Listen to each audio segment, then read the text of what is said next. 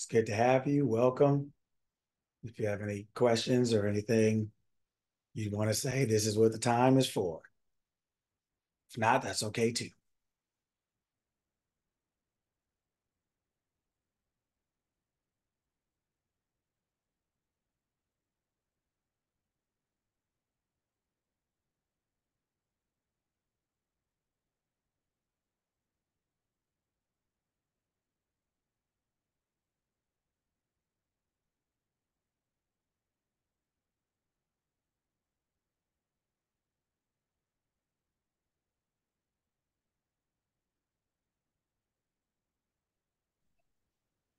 Good morning.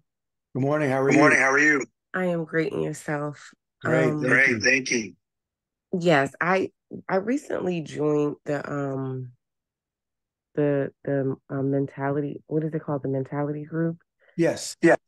And I get the emails, but I just wanted to know like how often and when do you guys meet so I can have a better idea of it. If So, I'm getting too late. okay. So we join Monday, Wednesday, Friday, 12 o'clock California time. I'm not sure where you are. Eastern Standard, so three Okay. hours. So it'd be 3 o'clock your time. We Okay. Monday, Wednesday is 3 o'clock your time. Friday is 3:30 your time because it was one person in the group that couldn't make it at that time, any of the days. So we backed up Friday to allow them to be able to at least join one of the days. But I think that they are going on doing some traveling, so they're not. Um, Hold on a second, sorry, I'm trying to let somebody in. So they are. So anyway, most likely we are going to. It's going to be Monday, Wednesday is 3 o'clock your time. Friday is 3:30 currently, but we're probably going to move Friday back to 12 o'clock, like its original situation, so that all 3 days would be essentially Monday, Wednesday, Friday would be 3 o'clock your time. Thank you. Yes, and welcome. Glad you made it. Glad you're in, and Yes. definitely come on in. It's different than Saturdays because Saturdays I'm talking to everyone about casting a wider net. So Hmm. the weekday classes we get to talk. We get to drill it down a lot more. It's not obviously as much as a one-on-one, but it's much better, much more focused than just a Saturday bigger situation because I'm not talking to anybody. I'm talking to everybody, right? So it's a different thing. So yeah, definitely glad you're there. And it's Monday, Wednesday, Friday, 12 o'clock your time.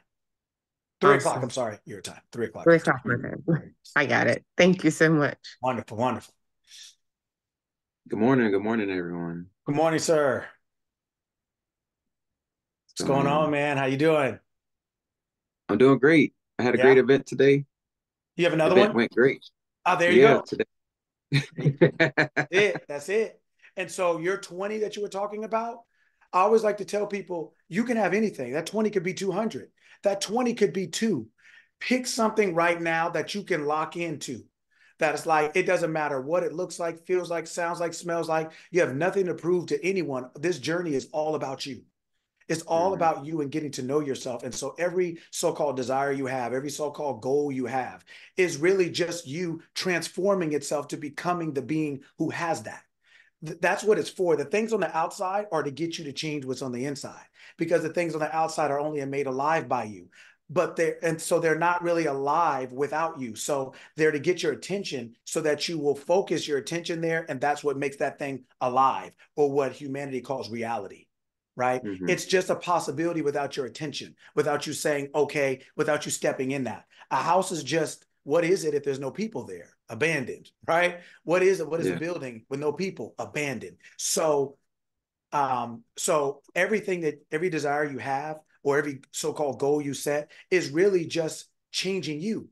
So so 20 will make you change more than what you are. 200 will make you change more than 20, right? So pick something that you can change to. It's all possible. You don't need to take baby steps. You don't need to take Herculean steps. The steps are relative to what you are ready for. You can have anything, but you have to be the person who has it. So it's really about um, stepping into, it's really about stepping into them. Does that make sense to you? it does. And just to clarify, I can have anything, Yes. but whatever I decide is what I'm going to get. Do I have to go for the big goal, or No. can I take the steps? For instance, if I want to go for the 21st before the 200, Yes. is that not to say, I know I can choose whatever I want to, but like if I'm operating in that mindset, shouldn't I just go for the 200, or is it okay for me to go for the 20? No, it is there. This journey is all about you. You should go for it according to who, right? Everything is yours and everything is yours now, but we can only have what we can hold, right? Mm-hmm. So whatever you can hold in your mind, you have. So sometimes there is no big or small, but humanity, like there's no yesterday or tomorrow. God is everywhere at all times. It's omnipresent. So if I call my boy right now in Vietnam, it's tomorrow. Mm-hmm. So, but to us, it's today. So there is no today and tomorrow, right? Humanity just cuts it up so that it's digestible, almost like food for a baby, right? We cut Yeah. it up, right? So that it's digestible to the human mind. But so the point is 200 is the same as 20, as 200 million, as 200,000, as $2, as 20 cents. It's all to the same. It's all the same in that mind. It's just, where are you in that mind? Right? Where are you? And wherever you are, it's sometimes, for depending on who you are and where you are, there's nothing wrong. Do say, you know what? Say I make $1,000 a day. Say I make $1,000 a week. Say I make, from wherever you are, where do you want to go now that you say, you know what? I can stand here no matter whether it looks, sounds, feels, no matter what's happened, I can stand here. Mm-hmm. Because then Mm-hmm. you're all you're doing is proving to yourself who you are. See, it's not that we aren't who we are, we just don't know who we are. And then when we get on calls like this, somebody's telling you that you're different than something, that you're different than what everyone else has ever told you. And this new person that you're realizing you are doesn't think the way the person you think you are thinks. When you say 20, they're like, man, is that it? Right?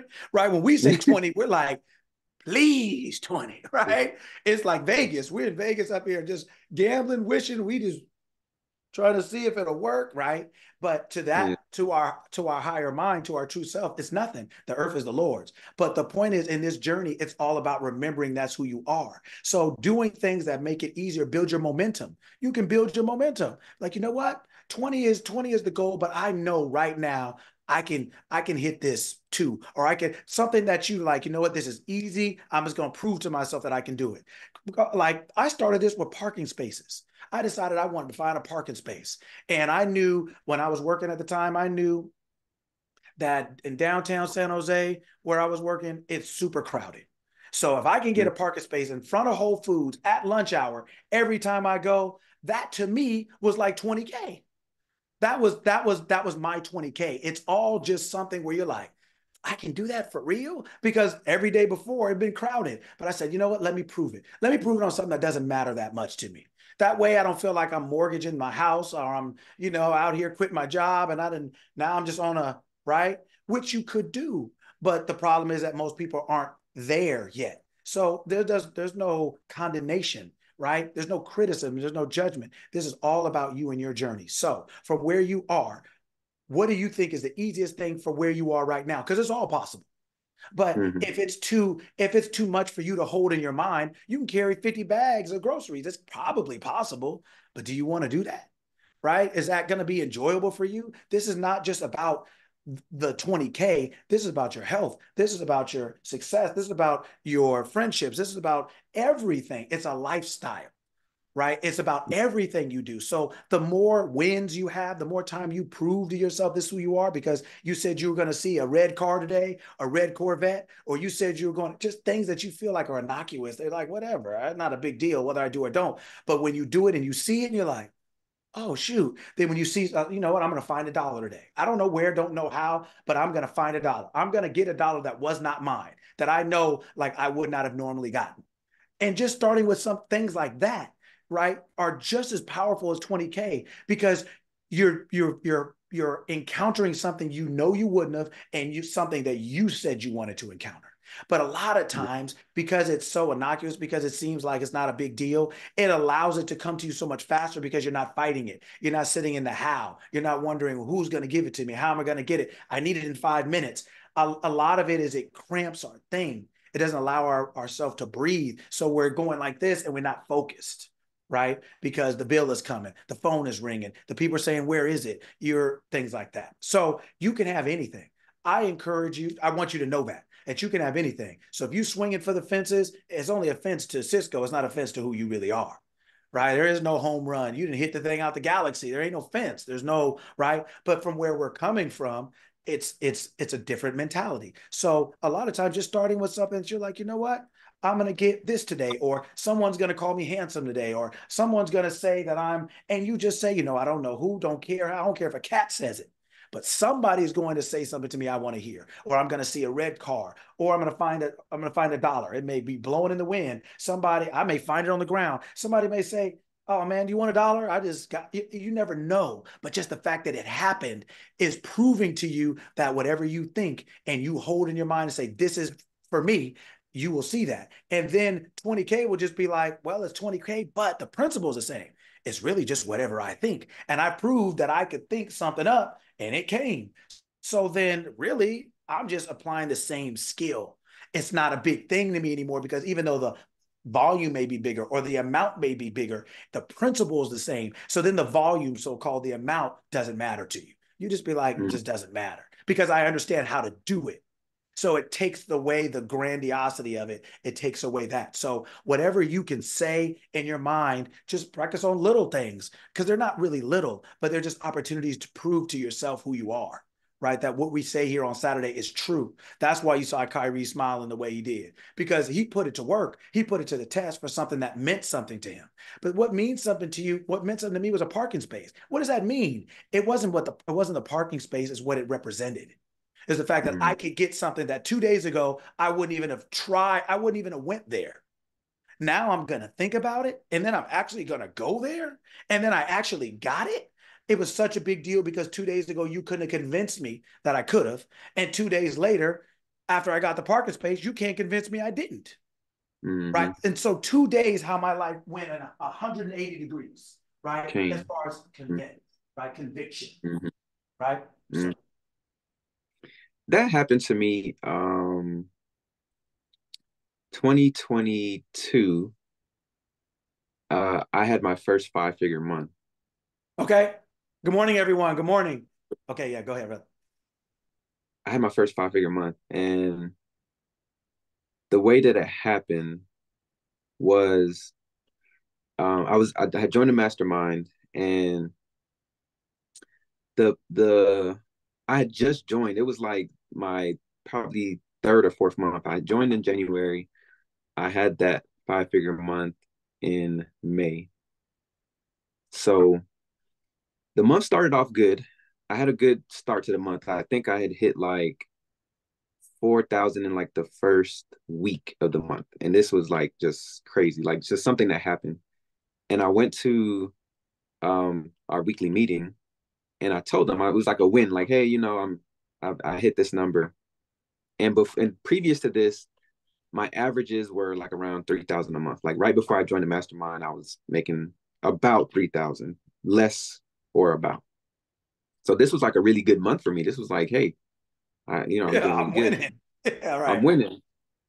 And they challenged me. They said, oh, you're going to hit 10 this month. Mm-hmm. And I said, what? 10,000 in a month?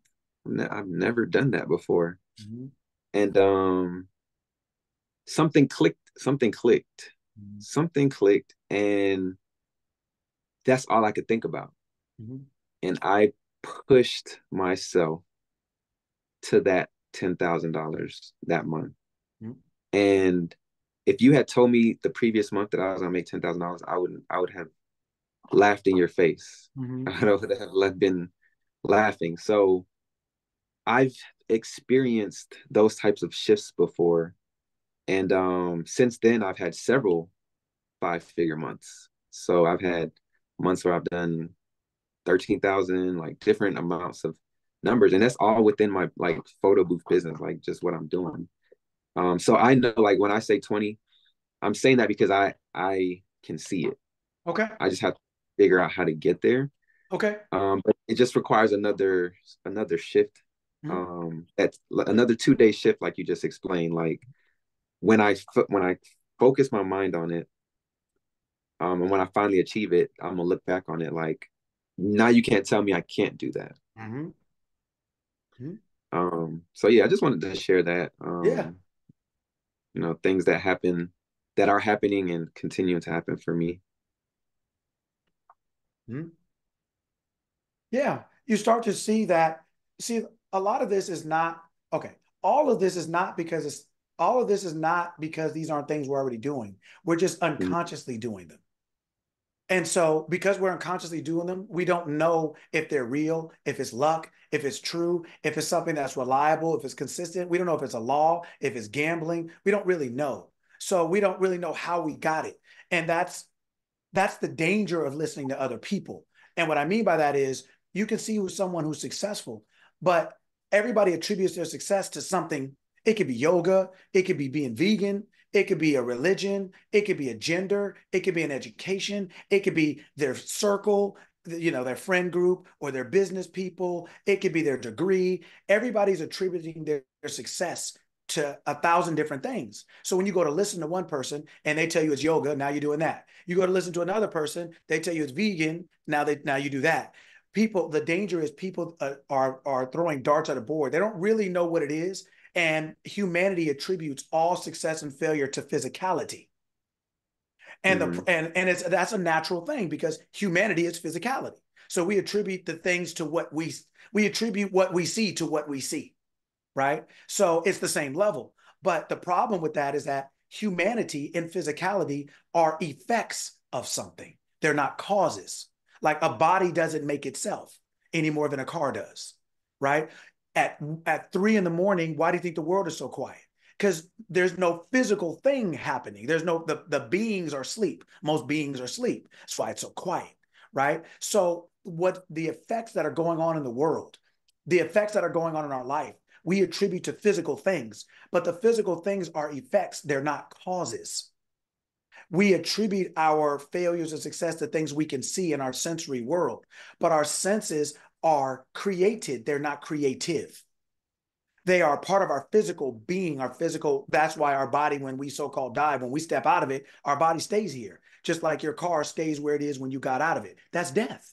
But we don't see a car as a living thing, so we don't think it's death. But we think the body is a living thing, but it's not. It's made alive by a living thing, right? And so if once we understand that, then we say, okay, so our body is not the truth. It is the truth in motion. It is the truth being seen, but the living being is the truth. I am is the truth. I am is the way. I am is your consciousness. What you're aware of being is the truth. That is what you are physically expressing. So we use all physical things in this world to transform ourselves by wanting 20K a month and by identifying yourself as the person who has. Our humanity, naturally, our brain says, how? That's its function. Just like our eyes say, what are we looking at? That's its function. Our ears are, what are we listening to or hearing? That's its function.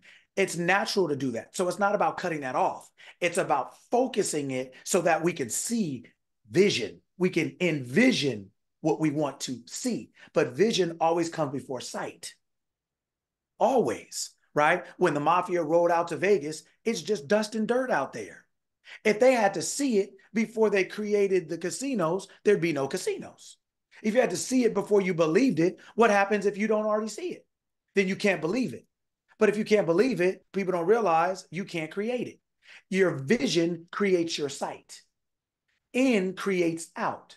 So when you say 20,000, that's a vision. For a lack of vision, my people perish, not for a lack of sight. Stevie Wonder didn't have a problem being successful. Helen Keller didn't, right? Ray Charles didn't. We're not talking, it's not physical apparatus that holds us. When you said somebody, if they would have told me a month before I was going to make 13,000, I would have laughed in their face. Well, now a lot of it is, see, a lot of it is we don't, a lot of times we are offended by what people say to us because they see something in us we don't see in ourselves. They hold us to a standard that they see us being capable of. But since that's not a self standard, we think it's impossible or unreasonable. But what if everyone let you be what you wanted to be as long as you wanted to be it? Do you know what that would be? Do you think you'd be reading well? Do you think you'd be a great writer? Do you think you'd be an entrepreneur? Do you think you would be what you wanted to be if you just sat there and no one made you do anything that you didn't want to do in that moment? Wouldn't, right? So a lot of times what people say to us when they said, oh, okay, now you'll hit 20 or whatever else it is, it's easy. It's just as easy as the 13. It's just as easy as the 1300. It's just like you said, a shift in mind. But a lot of times we have a problem shifting our mind because we have the same identity. It's almost like putting a little kid driving a little car in the house. You put that kid in a regular car, they can't drive that. It's the thing is bigger than their awareness. 20,000 may have been bigger than your awareness, but now that you've hit a lot of things closer to it, now it's still within your wheelhouse. You'd be like, you know what, I can pull that. And if you can pull it in your mind, if you can accept it in your mind, you can have it in your hand. Because no matter what comes in your hand, first was in your mind. And that's what we do here, is we learn how to think as the person who has what we want. People ask me, what do you do? I teach people how to think so they can get what they want. What you want is just a different thought than what you have. That's why you don't have it. You don't think like the person who has what you want. So now it's not about the what you want doesn't change. You change to become the person who has it. You want 20,000? 20,000 is going to be 20,000 today and tomorrow and the next day. It's just not going to change. It's 20,000. So if you don't have it, it's because you don't have it. It's not because it's 20,000 and then the next day it's 28,000, right? Your desires don't have interest, right? It's because you aren't the person who has 20,000. So you become the person who has 20,000, and then 20,000 will seem like 2,000. It'll seem just like whatever else you have, right? Things like that. So yeah, that's really how it's working. Mm-hmm. Everything is to get you to change you. Everything that we all want as people is to get us to change ourselves. The self of us, the I am, meaning I am is now what? A desire is so that I am can now say it is, or it has, or it does. Before that, it doesn't. But without that desire, you won't transform yourself. And in order to transform yourself, you have to renew your mind. You have to get a new thought. An idea is a new thought. An affirmation is a thought that you repeat. So when people say, oh, I have to do 100 affirmations. No, you don't have to do anything. But affirmations help, right? Because you are conditioning your mind with a thought. And an affirmation, generally, we accept it to be something we picked that we want to experience in life, right? We want to be a millionaire. We want to be healthy. We want to be successful. So what we do then is we say, okay, I'm a millionaire, or I'm healthy, or I'm successful. It's just a thought. And our human mind works on conditioning, repetition. So we say, okay, I'm going to think this thought over and over. I'm going to think this thought to myself. And then that now focuses our I am saying, oh, okay, our awareness is this is who we see ourselves to be. Okay, let's make that happen. And then you'll start to see things that you never saw because now you're a different person. You're a different identity. You see yourself differently. So you see things differently. Mm-hmm. That's why that person who said that to you sees 20,000 like you see $20 back then. That's why to them it was easy to say. And to you, you were like, wait, what? But now you said 13,000. Somebody said you're going to make 13,000. You're going to be like, okay, well, all right, cool.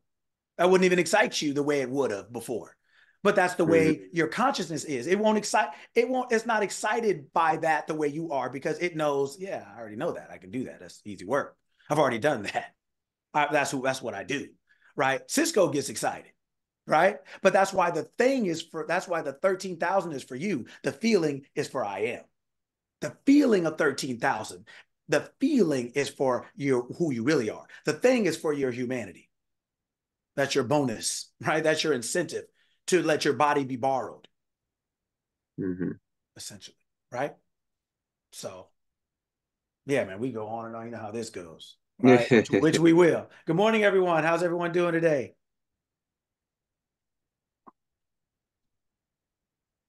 Good morning. Good morning.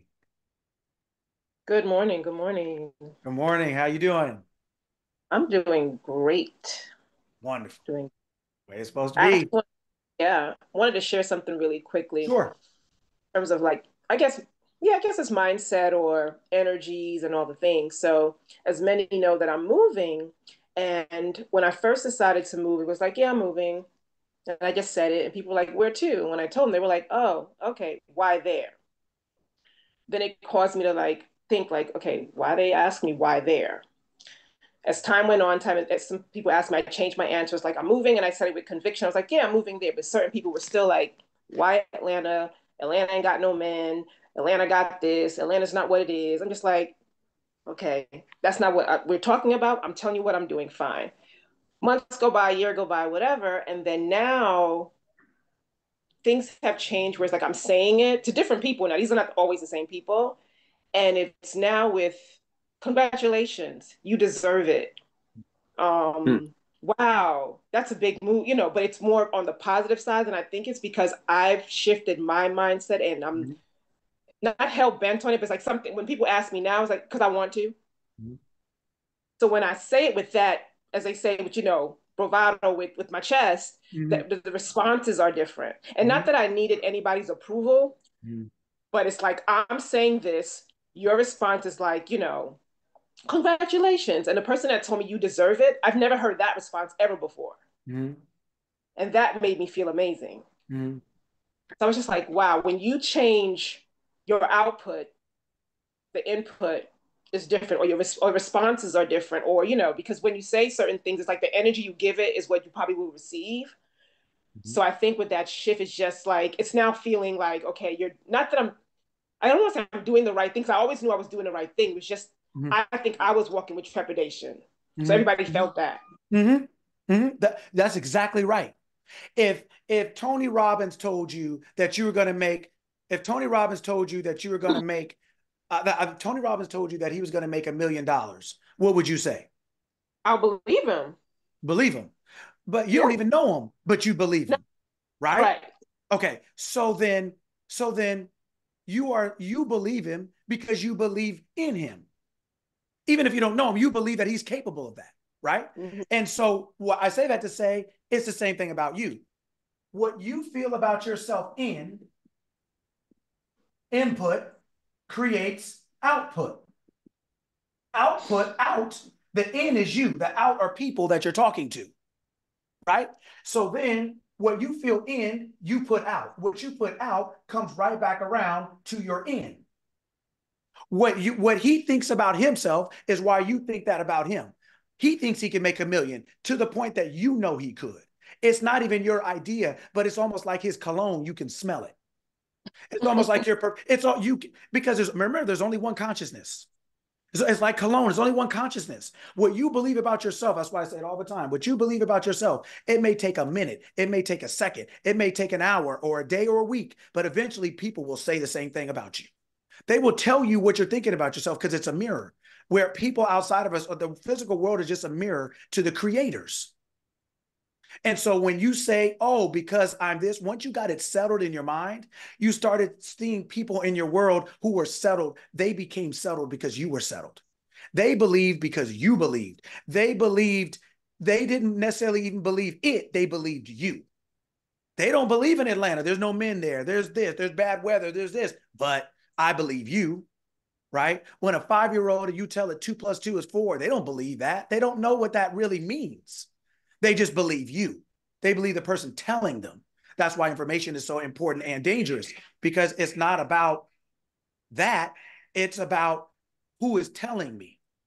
So you Yeah. believe Tony Robbins because who you believe Tony Robbins to be. But who you believe Tony Robbins to be is because Tony Robbins believed that before you did. And Mm-hmm. it finally got to you. And that's the same thing that's happening in your world. That's the same thing that's happening in our world, right? Is that what we think about ourselves? It may take a minute, a second, a day, but it will happen. People will Yeah. tell you what you think about you. And a Yeah. lot of times you don't like it, right? But it's your opportunity to change. But here's the problem is you'll never change until they tell you because you're okay with calling yourself stupid when you drop something or making a mistake or make a mistake. But if somebody else called you stupid, you squaring off. You on your toes, the Vaseline on your face, you ready to go off the top rope, right? if someone said to you what you say to yourself about things, do you know it'd be World War III out here? But we say things to ourselves constantly that if anyone else said it'd be a problem, but we think it's no problem for us. For us, it's okay if I call myself stupid. It's okay if I call myself dumb. It's okay if I say I never make it. But let your significant others, oh, babe, I'm getting ready to run a business. Oh, you'll never make it. Well, what do you mean? But you said it to yourself 5 seconds ago in the kitchen. But then they said the same thing to you, and it's a problem. So a lot of times it's because we value other people's opinion more than our own, because we think higher of them than we think of ourselves, because we don't know who we really are, and we're judging our value based on humanity's valuation. But those same humans, although they got bad credit, their feet hurt, their back hurt, their head hurt, in the sense that they're no more valuable than you. So you are the most important person in your life. What you think about you is the most important thing. Mm-hmm. And when you change, to your point, you'll see how this whole thing changes. Because so I'll put it to you guys. Welcome. It's 7:00. Welcome. Glad to see everybody. We keeping it. We just flying out the gate. Here we go. Right. So hopefully you guys can see the board, because we're gonna put it up so you can see it. Okay. Watch this. So you have a thought, right? An idea, a thought, an idea about something, right? We all have a thought, an idea about something. Okay. That thought or idea starts with you. It starts in you, with you. You have a thought or an idea that starts in you, with you. That thought or idea makes you do something, right? That's what a thought or idea does. It's the stimulus, it's the impetus under which we act. So a thought creates an action, right? Then the action creates an outcome. So in. Now, after this outcome, right, when this happens, now you have the out. So if you think about it, in, outcome, out. In starts with you, the outcome, the end is the out of your in. It's the effect. The in is the cause. So the out is what happens because of the in. The out is the effect of the cause. So everything that you're looking outwardly, starting with your body, in your sensory realm, your 5 senses, is the out. Your body is your first out. It is the first thing that is not you, It is yours. Your body is your first possession. That's why you say my hand, my arm. It's a possession. It's not you, right? So it is the outcome. It's the out. It's the effect. Well, what is being affected? Well, what is affecting it? The cause, the end. So your thought, right, is affecting your outcome. Okay. Now, so when you have a thought, you have an action. Your action leads to an outcome. Your thought is the end. The outcome is the out. The out are also people, right? So when you do something, you're on one side. When you think something, it makes you do. The outcome of that, people see. So people then eventually call you what you call yourself. They go back to, they see the outcome of your idea. So when you say, I am successful, that's a thought. That thought of success creates an action. That action leads to an outcome. And that outcome is success. It's the outcome of your thought. So now when you have success as an outcome, people then call you successful. They call you the same thing your thought was. You said, you have a thought of success. I am successful. So with that thought creates an action, which leads to an outcome. People outside of you look at outcomes and call you something based on what they see. They're on one side of the equation, you're on the other.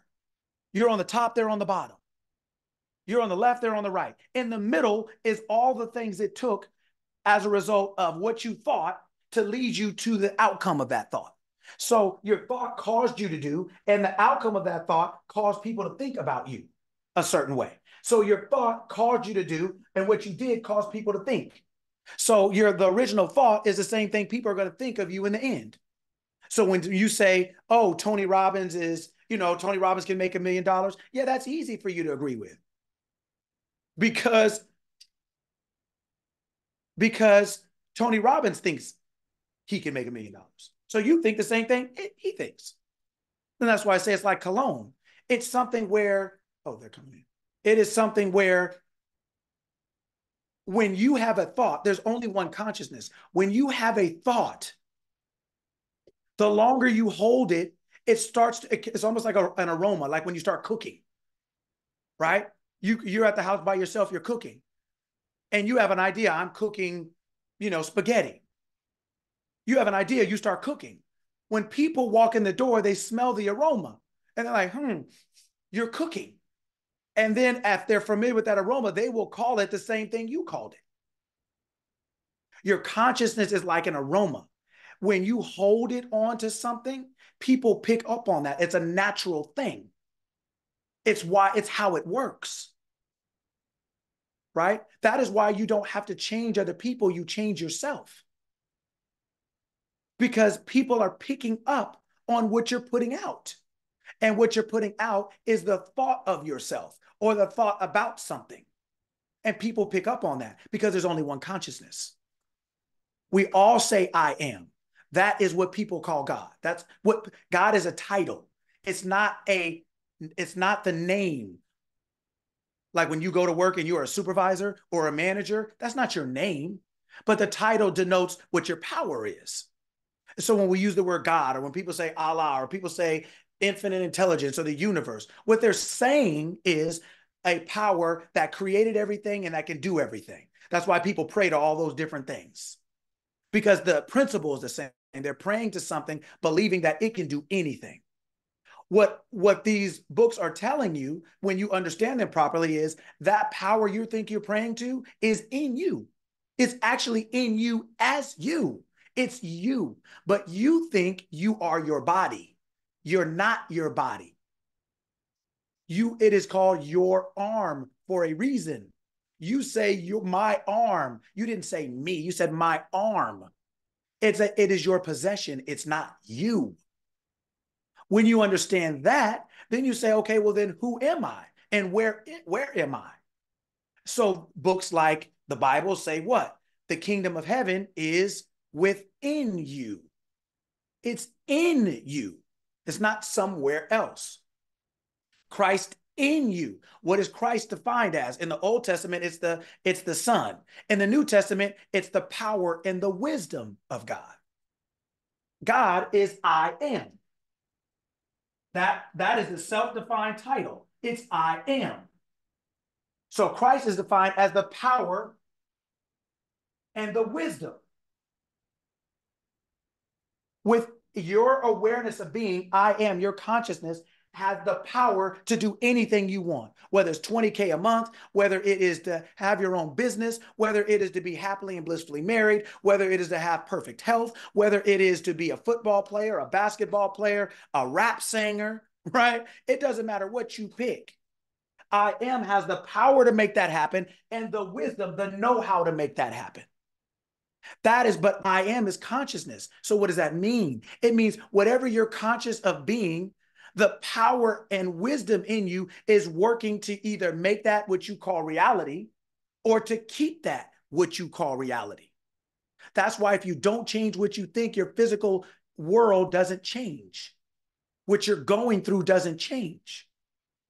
Because what you're thinking is what created what you're going through. That's why it says, be you transformed. You change, you transform by what? The renewing of your mind. You cannot get a new physical world with the same thought. You can't cook lamb and pizza with the same ingredients. You change the ingredients, you change the meal. You change your thoughts, you change your physical meal, the outcome. The meal is the outcome of your thought. Your life is the outcome of your thinking. This is not positive thinking. There is no such thing as positive thinking. There's only thinking. The outcome you get of that thought you call positive or negative. When you come out of your driveway, there is no, if I turn right, I'm not driving, I'm right driving. If I turn left, I'm left driving. People would think you're insane. They'd be like, man, well, turn the car, man, and turn the radio on too. Stop talking to me, right? You'd be like, man, I don't know what you on this morning, but not today, right? All you're doing is driving. There is no positive or negative thinking. There's only thought. And all thoughts produce action. That's what thoughts are there for.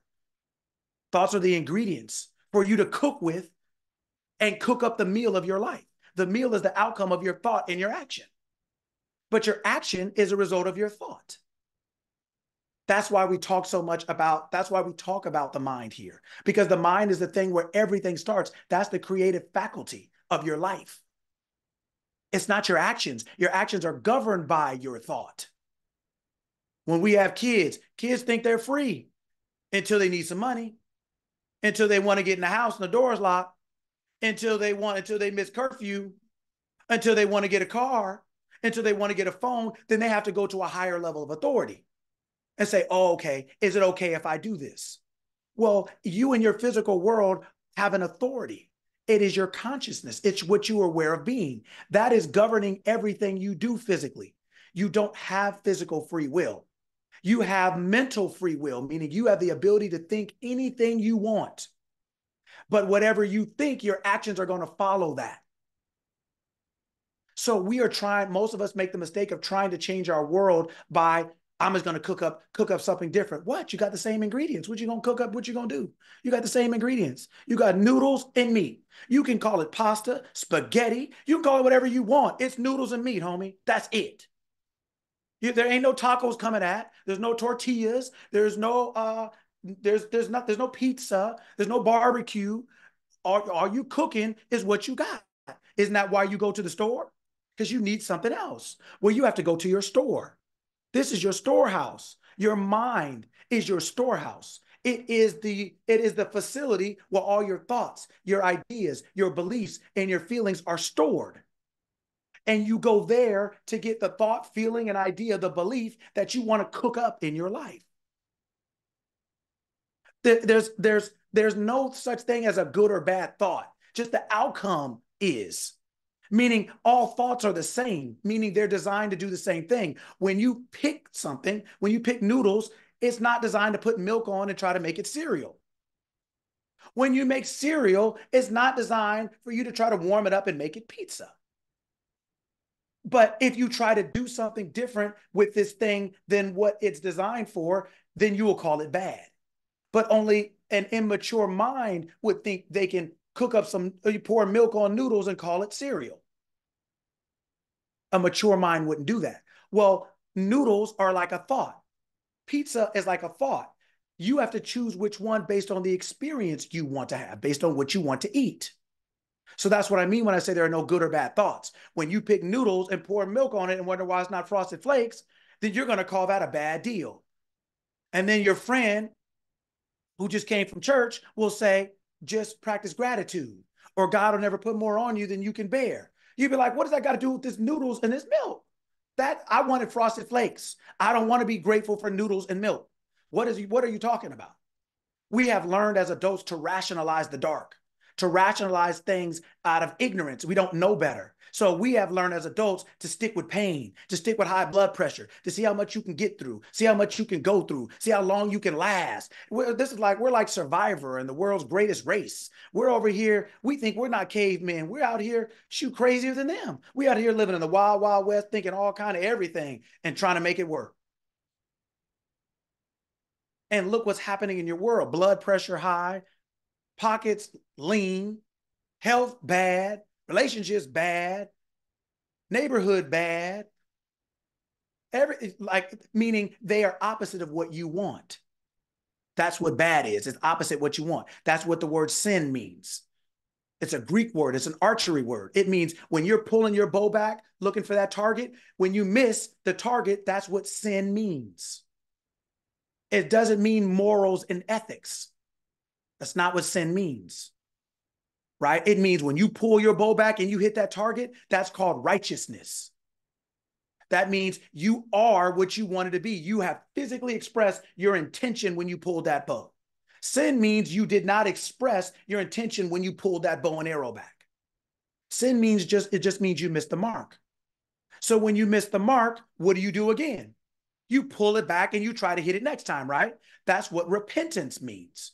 Repentance is a Greek word, metanoia. It means a radical change of mind. It means you turn the bow a different way, or you pull it back harder, or you make an adjustment. That's what repentance means. It doesn't mean if you miss the target and you got another bow in your thing, how long are you going to sit there before you pull the bow back? What do you have to do before you pull the bow back? Do you have to pray for 5 minutes? Do you have to cry? You got to burn candles? You got to get on one knee? You got to put your hands together and look up? How long are you going to take before you pull the bow again? Before you actually give yourself a chance to hit the target? How long are you going to sit there and look at the target you missed? How long do we sit there? That's a human thing. That's not a God thing. Meaning your consciousness does not do that to you. You do that to you. You use your own consciousness to punish yourself. You won't change your mind. You won't get out the other one like the Hunger Games, like the girl in the Hunger Games, the one with the bow, Katniss, wasn't that her name? And she out there shooting everybody. Make or miss, you gonna catch another one of these arrows though. Make or miss, I'm shooting at everybody. It's what it is until I get this right. It's the same. When you're living in this world, if you miss your target, you got to get over it. And you got to get over it quick. You sitting around talking about woe is me and how did I miss it? And I tithed and everything. I don't know how I missed. I thought you told me if I gave 10%, I was going to hit what happened? You want a refund? You want to talk to the manager? There ain't nowhere to go. It's all in you. You missed that target because you had a wrong thought. You just made an error. Right? But that target doesn't convict you. That target don't move. Your bow and arrow don't say, well, you missed the last one. Why are you using another one? You say that to yourself. You do this to yourself. That's why we're here, right? To understand this is serious, meaning we're here because it's serious. It means something, but it's not that serious. Stop convicting yourself for something you didn't know. Stop convicting yourself when you didn't know better, when you didn't know how, when you didn't know there was a difference, when you didn't know that you could be different. That's why you're here, because you can. You can be what you want to be. It doesn't matter what you've been. It doesn't matter how long you've been that. You can be that now. You can pull another bow out and hit the target. If you hit the target, somebody who sees you 5 minutes later and they say, oh, who shot that? Me. They'll never know you missed the first one. Right? Napoleon Hill. Do you know that dude was bankrupt? Do you know that dude was getting sued by everybody when he wrote that book? Do most of you know that? Do you know Napoleon is his middle name? Wasn't even his first name. I forgot his first name. Look it up. Forgot his first name. But he used Napoleon because he didn't want to get sued by people writing the book. His wife helped him write the book, and like his fifth one, literally. Like his fifth wife helped him write the book, and he put all the proceeds in her name so that he wouldn't get sued because he owed people so much money. One of the greatest books of all time, Think and Grow Rich, was written by a broke dude who was getting sued by so many people that he had to put the proceeds of the book in his wife's name. And we all hold up Think and Grow Rich like it's the gospel. Like, man, he knew everything. And when he wrote it, he was broke as a joke. But look how you think about him now. I'll just say it this way. You could be trashed for every moment up to this moment. But you can change now. You can be something different now. He did it. What's your problem? Everybody quotes Think and Grow Rich, especially if you're in any type of business atmosphere. Oh, they bring up the book and it is literally the Bible of business. One of them, one of the religious books. Everybody, come on, tell the truth, right? And Napoleon wasn't even his first name. You reading the book, walking around with it in your pocket, quoting it, highlighting it, underlining it. Don't even know that wasn't his first name. Don't even know he was broke when he wrote it. Don't even know dude had so many wives and was getting sued by so many people. It was ridiculous. He was on the run, boy, like Abraham Lincoln's killer. He was on the run from everybody. And he died broke. Wow. And you walking around with the book like he had all the answers. He didn't have no more answers than you. He didn't go through any less than you did. He just kept going. He started to realize, well, shoot, if I think a little bit different, I can do some things. Yeah, but he didn't think all the way right. So he thought his wealth into somebody else's hands. Okay, but he still got wealthy. When he was broke, he had nothing. He was hustling what you call snake oil salesman. Yeah, that was him. The epitome of one. That's why he was using his middle name, Napoleon. That wasn't his first name. right? So I use history, or I use law, or I use health. I use certain examples to give you context. To say we're not talking about you could be anything. This is not an Oprah show. And you're a winner, and you're a winner, and you're a winner. This is not everybody gets a new car. This is not that. This is not The Price is Right. This is not some kind of game show where I give you a whole bunch of motivation and you feel as high as the sky and higher than a satellite and you walk out and fall flat on your face. This is not what that is. This is I'm not here to emotionally stimulate you. That's not, well, I don't have any problem with emotion, but most people don't know how to use emotion. It's like when your kids want to pour too much sugar in their cereal, right? Or too much sugar in their tea, or too much syrup on their stuff when they don't know how to cook and they don't know how to use seasoning yet. You realize the food is the food, but how you season it matters. Well, your thought is the thought. Emotions are like seasoning. You have to know how to color that. You have to know how to serve that up. Otherwise, you put too much and the food is destroyed. And most of us are literally not even eating a plate of food. We're eating a plate of seasoning. We're walking around all day in our emotions, all day just. So when people say, kid-friendly show, forget your feelings, right? Right? Or you just walking around and you just in your bag, you in your thoughts, and you got to give everybody a piece of your mind, and everybody has to know what you're thinking all the time. Like we talked about before, you need to hold that piece of your mind because you need all you can get. And giving it away to everybody and telling it, like, calm down, slow down, right? Let's slow down a little bit here. So I'm saying that to say, right? Most people don't know how to use their emotions, so they use them like a plate of seasoning. You get a plate out and you just pour seasoning on there, sugar on there, salt and pepper. That's what most people are eating. Their emotions are just got their blood pressure high, got their mind crazy, got their emotions all out of whack because they don't have anything to put it on. Can't put seasoning on nothing. Your thought is the thing that you put the seasoning on. That's why your thought is the most important thing. That's why I tell people a lot of times, put your emotions to the side. Faith is in the class, whoever's in our weekday class. Faith is what? Speak up quick. We're keeping it moving. What choice. Decision. It's a decision. It's not an emotion. It's a decision. Okay. And faith is a decision that does not require what? Proof. When the mafia went to Vegas and it was nothing but dust and dirt, which is nothing but it's still, that's what it is. There's just buildings there now. When the mafia went to Vegas and there's nothing but dust and dirt, and they say they were going to turn that into the Vegas we know now with casinos and everything else. What proof did they have when they said that? Based on what? What was that based on? I mean, was there a building there? Was there something you could see before you believed it? That's why anybody who's ever created anything knows that's the dumbest statement in the world. I'll believe it when I see it. That's why you don't have nothing. Because without, what does it say in the book? For a lack of vision, my people perish. Not for a lack of sight, for a lack of vision. Vision is an inward. It is an I am attribute. It's an attribute of consciousness. Sight is an attribute of humanity. Your eyes do not see. I am, your awareness sees through your eyes. Just like your windshield doesn't see, you see through your windshield. The physical world is only for the you to see through it. You create the physical world first with your thoughts, what you are thinking and believing to be true. The thoughts that you are picking on a regular basis are the ones that you are cooking and creating the meal called your life. So when they rolled up to Vegas to dust and dirt, there were no casinos there, but they had a what? A vision. And as a result, Vegas is the playground of the world for everybody. You got everything from the people on the street at night and in the day.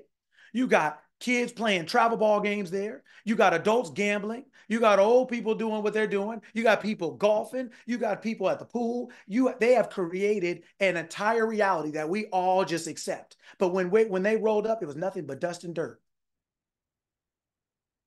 So we call it sight. But in order for us to experience a thing we call sight, somebody first had to have a vision.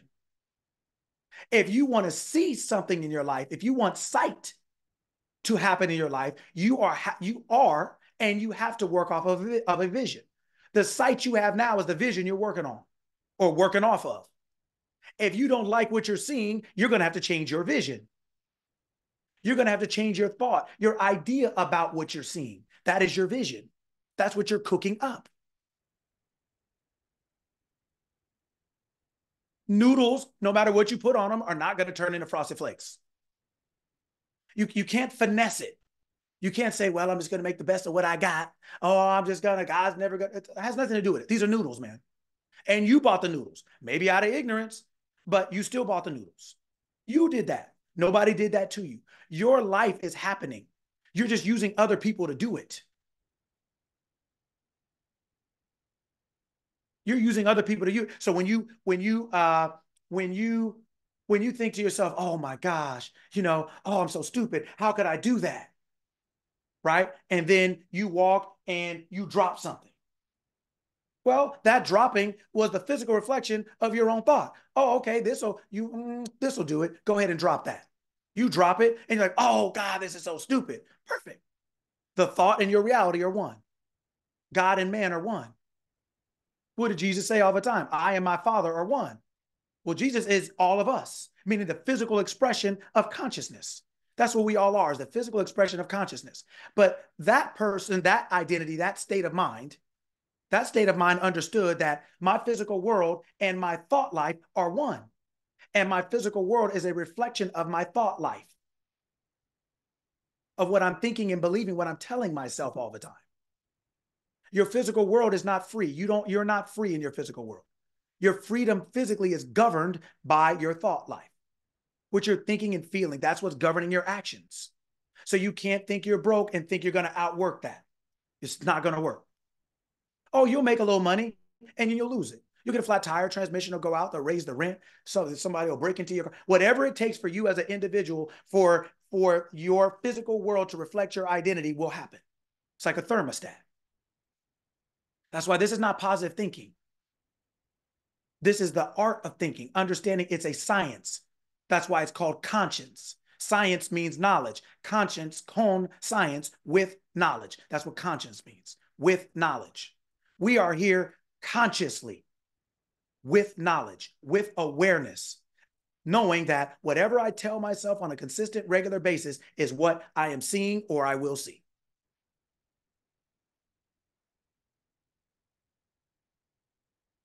It's that simple.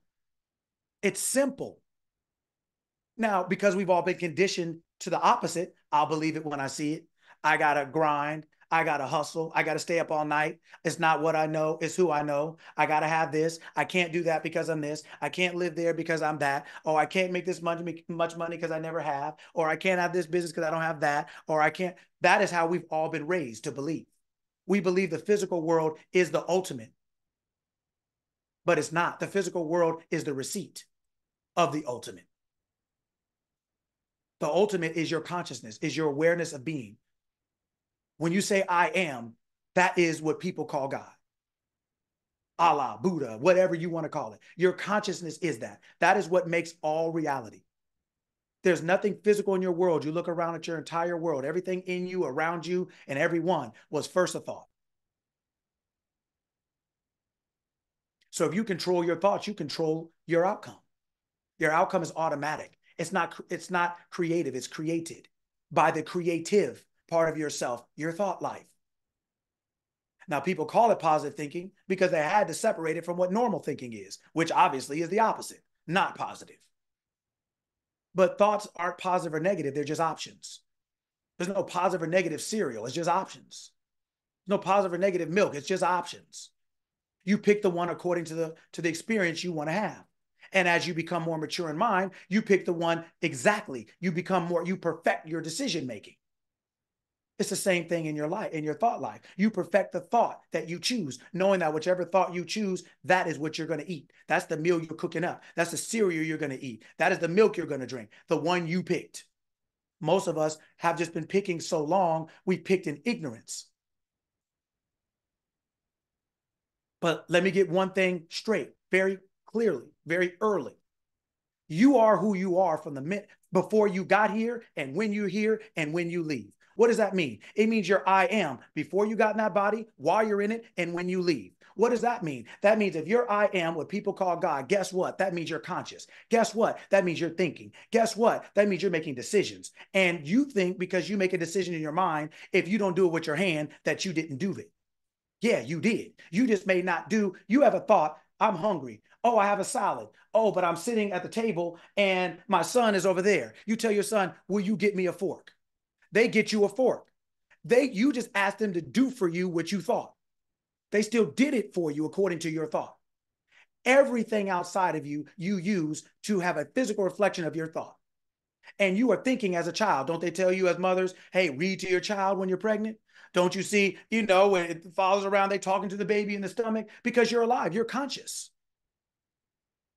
Your body doesn't make you conscious. Your consciousness makes your body alive. Your body doesn't make you alive. So you've been alive even while your body was forming, even before your body was forming. You've been alive because you've been what you've been. You just decided to get in a body. You've been what you've been. You decided to get into a car. The car doesn't make you alive. You were alive before you got in it. That's how you could get in it. Your body doesn't make you alive. You were alive before you got in it. That's how it became. In case you didn't realize, when a body dies, does it get up and be like, you know what? It's a little hot over here. I'm going to step over on that side. It lays right there, don't it? It's not a living thing. Without you, it's not alive. It's never been alive. You've made it alive. So how do you think you formed yourself? You formed your body. You used your mother's womb as the incubator, but you did that. Mothers, you do a lot, but were you making legs? Were you out here designing legs and eyebrows? Were you out here making elbows? Right? Part of it, Bobby. Right. You were the incubator, just like the soil is part of it. There's the soil and the seed. And a farmer knows how to work them both in order to get food. Why do you think we're all alive and not starving to death? There's some farmers who are on their game. You are the farmer of your life. Your thoughts are your seed, and your physical world is the soil. And you put your thought into your consciousness, and it germinates and creates a physical world for you. Right? This is not positive thinking. This is the art of thinking. Thinking is a skill. We just don't realize it because we could do it without being skilled. You've been doing it your whole life. That's all your mind is designed to do is think. All your eyes are designed to do is see. All your ears are designed to do is hear. So it's not about turning them off. It's about shifting them so that you see what you want. You hear what you want. You think what you want, realizing that you are the power. You have control over all those things. You made them all. You made blood pressure and you can't control it. You made your body and you got something you don't want. How do you do that? What parent in their right mind is going to let their kids just disrespect them? What parent in their right mind is going for that? Not many I know. I know it didn't work for me. I tried it. It didn't work out for me. I tried my mom a couple times. It never worked. So I just said, I'm going to quit. I'm going to give that one up. I got to see who else maybe I can take this, but she ain't going to go for it. Right? Well, yeah, I can't blame her. Carrying around something for 9-10 months. Man, you couldn't even look at me wrong. You couldn't even, what would your teeth say? Well, what is your elbow? Nothing on you can talk back to me. But that's your body. You made it. How's it talking back to you? How's it telling you, I got cancer? Well, that's like your child coming in talking about, yeah, these are my new shoes. You're going to be like, man, where'd you get them? Man, you better take them back where you got. You just spend my money on that, did you? You're not going to telling you what is God. You're like, are you out of your natural mind? You better go. And tell your friend they got to go home too. So you take that cancer back and tell diabetes to go to the house. Don't they got a mom and daddy? Tell them to go play down the street, not up in here. Why do you let your body talk back to you? Why do you let your money talk back to you? Why do you let your health talk back to you? That's insanity. But humanity has learned to rationalize the dark, rationalize things you should never accept. Why do you think you can't get rid of high blood pressure? You just gonna deal with it, cope with it. You're gonna manage it. How do you do that? So now you got another job now? I thought you only had one. Let's see. So you're a parent, you got to manage your diabetes, you got to go to work. You got how many jobs do you have? And you wonder why you're worn out. You wonder why you're worn out. You're accepting things you shouldn't be accepting. In your natural mind, you would not accept that. That's not right. That's not correct. You made your body and it is perfect. Why is your body perfect? Because the being who made it is perfect. And guess who that was? You. You are perfect. If you would actually stop and consider that for a second, you'd see it show up. You would see perfection. We're not talking about human perfection. We're talking about perfect. It means you are whole and complete. You have everything in you to be, do, or have anything you want, whether it's perfect health, whether it's money, whether it's relationships, whether it's to be an athlete, whether it's to be whatever else it is. You have everything in you already here, and you looking around waiting on it. You looking around waiting for somebody to bring it to you. You looking around and you don't realize you're only waiting on you. But because you're waiting on you, guess how long you can wait?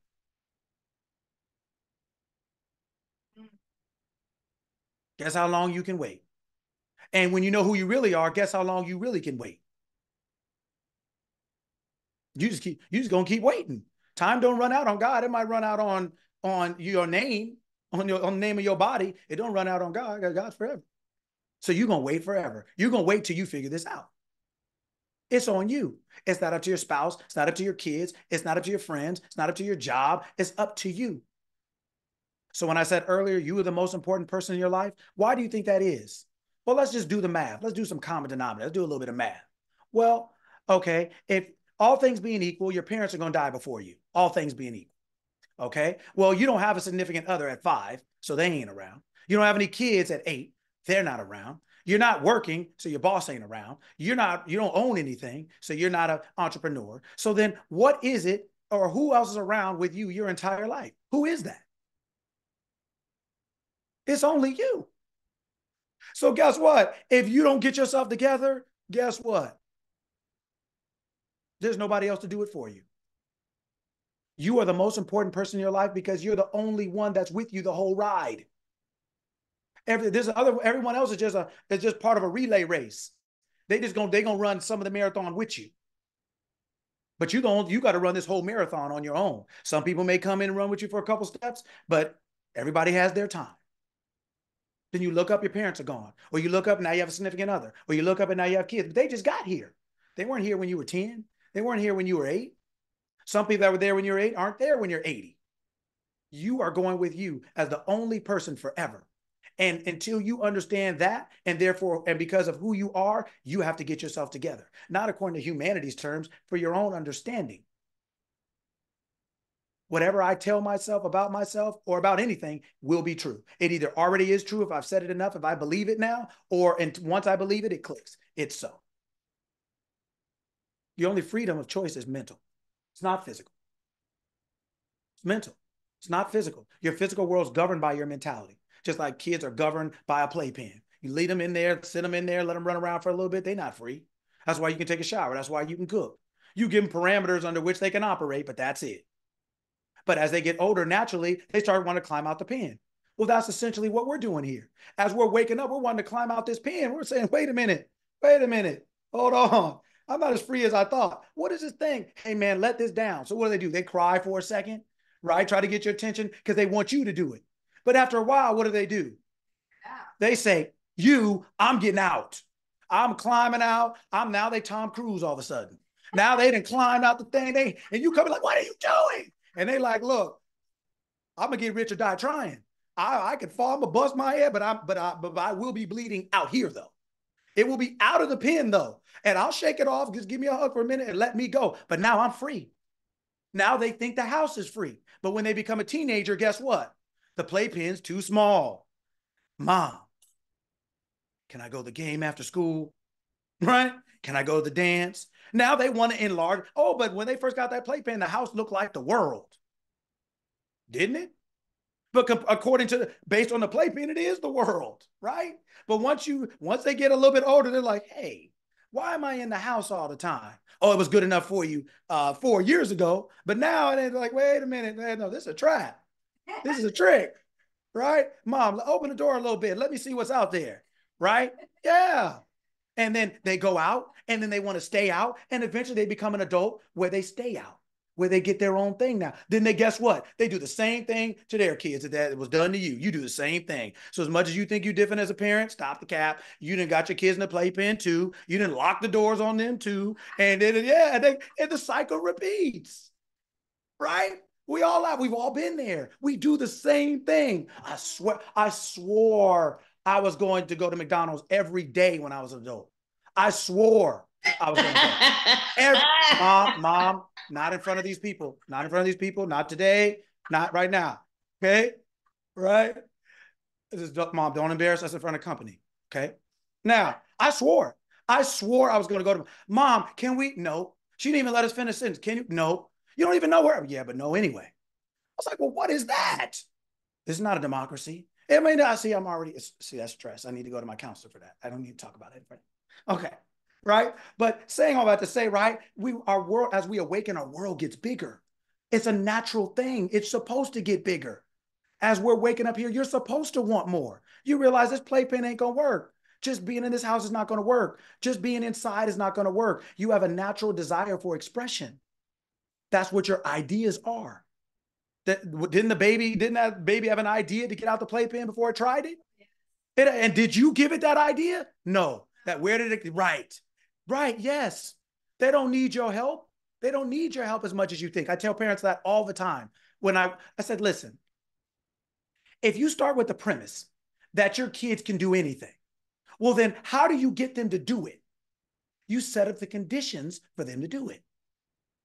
Your kids knew how to get out that playpen without your help. They had no instructions. They didn't have a sponsor. They didn't have anybody to hold them accountable. They didn't have all the stuff that adults need. Oh, adults are grown, but you need accountability partners. You need accountability groups. That little 8-month-old didn't need no sponsors, no accountability partners. They didn't need no help. They didn't need your ideas. They didn't even want your permission. They didn't want you to know. They're like, you know what? She's gone. Now it's time. Run for it. And they climbing at that playpen like Spider-Man. They out there, they didn't climb the thing, right? And Lord help you if you got caught slipping one day and they got out faster than you thought. Then you get out thinking, oh, maybe they got out. And then you're like, oh, shoot, where'd they go? Right? And they gone. They didn't ask for your idea. They didn't need your help. All the ideas and the thoughts in you are like that. There are things to get you out of the playpen. There are things to get you out of the state of mind you're in because you're constantly rising in states of mind, like a baby is trying to rise out of that playpen. It's a natural progression of life. The problem is the only thing we're naturally allowing ourselves to progress in is physical. So we get older, we get taller, we get a beard, we do this, we start shaving, we start doing other things, but our mind is still infantile. We're not addressing that faculty. So then how do we know? Well, it's not my fault. Well, I can't help it. Well, you just don't understand. You sound like that baby, but looking like an adult. You haven't developed the faculties of your mind like you've developed the faculties, your physical faculties. So then you think you're free because you can run around. I tell that all the time. A fool doesn't stay free long. When you're out there making decisions with no information, guess what you'll be? Guess hurt, sick, hospital, back of a police car, in a jail cell, no health, no money. A fool does not stay free long.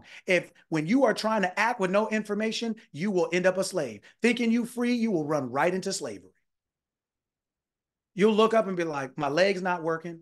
My ATM's not working. My credit card ain't working. My health ain't working. My relationship ain't working. My roof is leaking. The car ain't working. You will think in all your freedom, you will use your freedom to enslave you.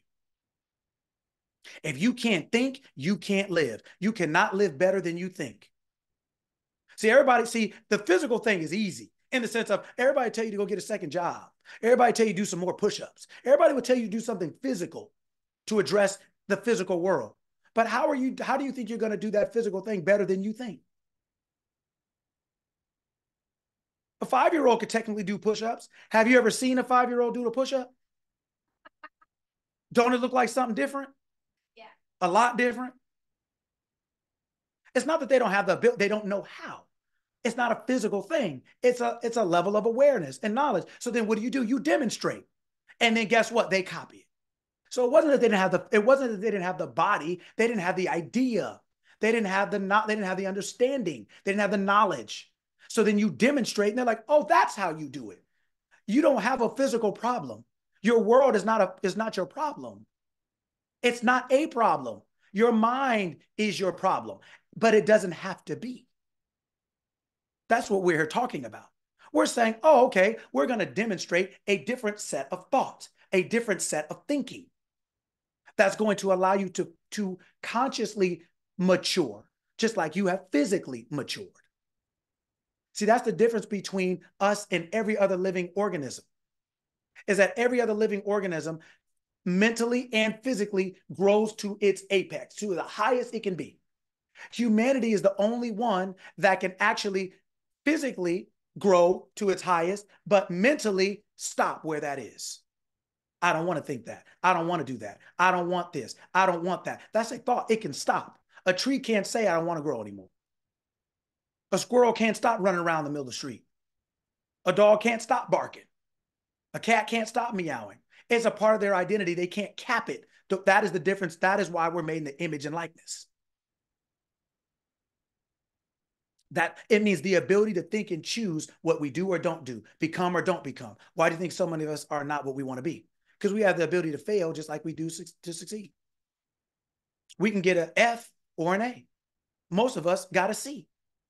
We're just good enough to explain it, but can't explain why we're not good enough. We can rationalize it, boy. We can come up with sound like Langston Hughes, Maya Angelou. Boy, we can give you every reason why it's someone else's fault. Sound like a poet. But everybody's grown. Don't tell me what to do, but it's somebody else's fault. Ooh. Don't tell me what to do, but tell me what to think. Huh. You let everybody tell you what to think. You're on social media letting everybody tell you to do it. You're on TV letting everybody tell you to do it. The radio tells, everybody's telling you what to do. Everybody has your attention. That's what they're fighting for, because your attention is you. They're fighting for your attention. And they know once they have your attention, they have you. You ever been in the car scrolling, you look up and it's an hour later? Come on, baby. Right. Okay, then you staying home. Right. You ever be just sitting on the couch watching something, you look up and it's like, it was 5:19, now it's 6:24. And you're like, what? Because they got your attention. It's virtual reality. Does everybody know that you're already living in virtual reality? Do you know what your virtual reality is? Does everybody know that? What is your virtual reality?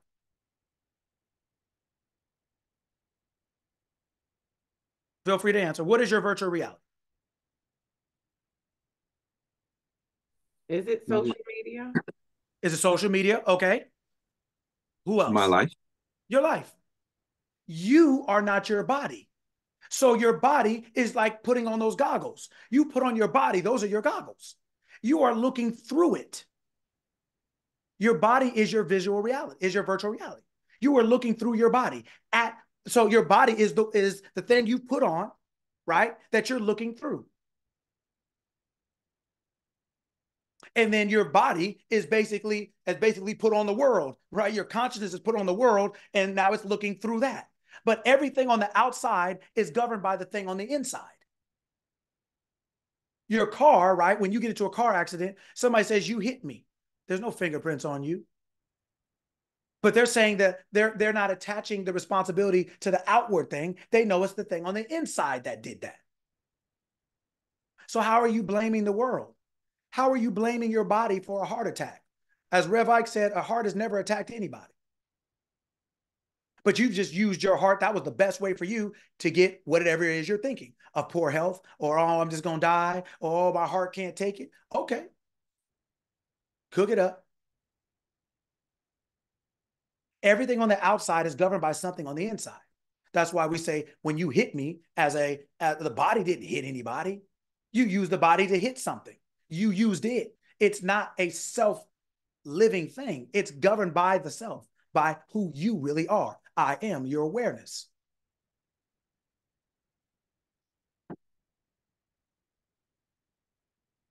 It's the same thing. Just like a car didn't hit anybody, neither did your body. Just like a car didn't attack another car, your heart didn't attack you. You used it to do that. You use it to have an experience based on what you're thinking, even if it's not correct. You use everything as an experience. A relationship is nothing but an experience. And you choose the experience based on who you are. That's why there's people you like and don't. That's why there's people you like the way they look and you don't. That's why there's people that's why. Because they either reflect what you're thinking or they don't. But a lot of times we don't know why we pick who we pick because we don't understand why we think or what we think. But if you didn't know, take a look at who you pick. That's what you're thinking. They reflect what you think, even if you don't like them. Guess what? If you don't like them, guess what? Guess what else you don't like? You.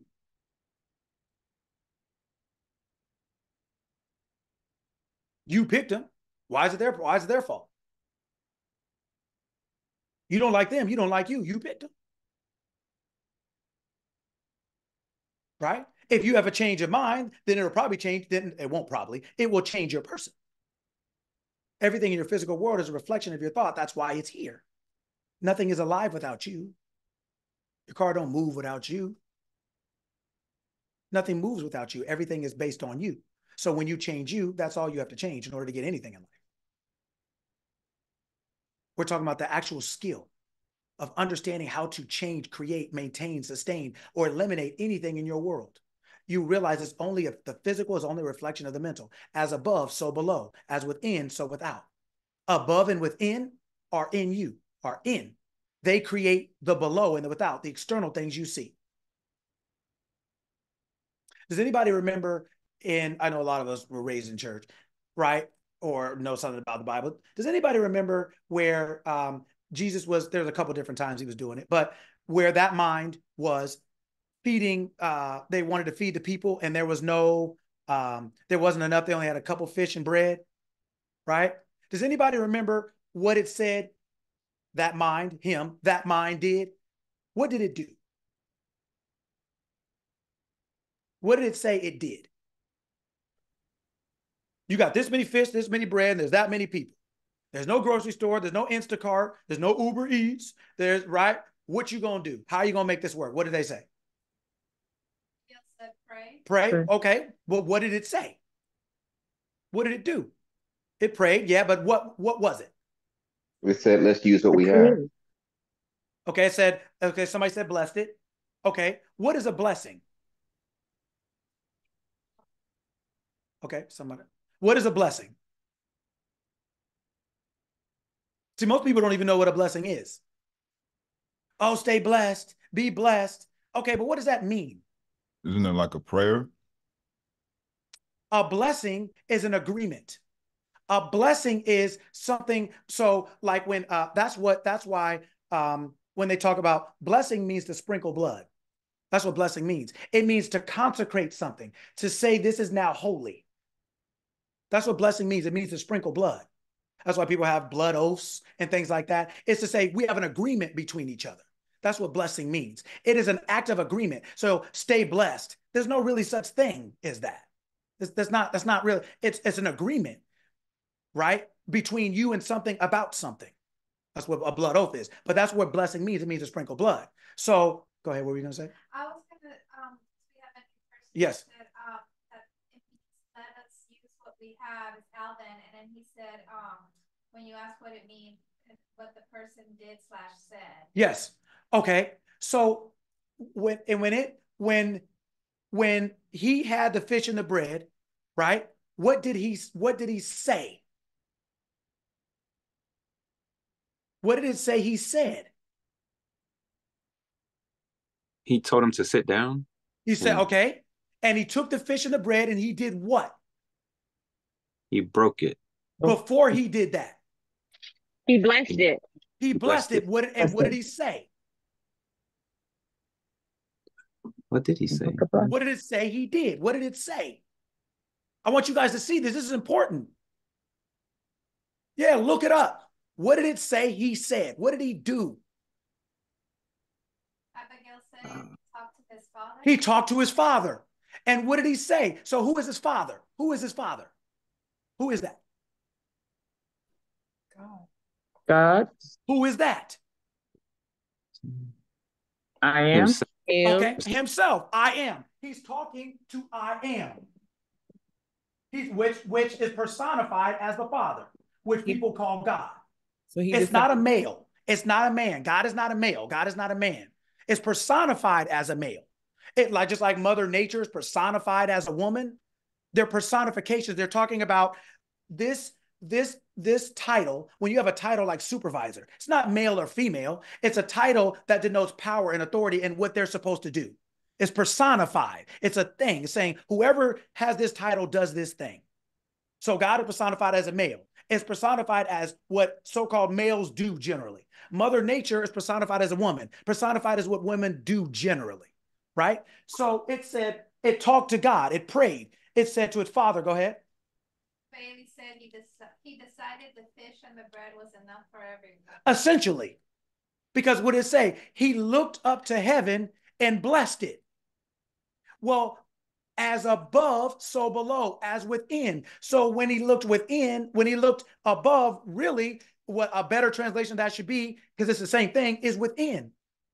Jesus went within and agreed that this is whatever I desire it to be. Now, how do you know what that mind decided? Well, what did it say? It said it went from not having enough to multiplying it and having leftovers. Within you, you have the ability to multiply what you have. This is not connotatively religious. The people in this book didn't say you had to go to church 58,000 times. They didn't say you had to burn candles and bring this and do that. There was no church to go to back then. There was no, Jesus didn't die. You couldn't pray to Jesus like that. He was with you. He was sleeping in the boat next to you. That's not what they were saying. All these people are states of mind. They're not real people. They're states of mind. They represent states of mind. That's why Abraham is called the father of faith.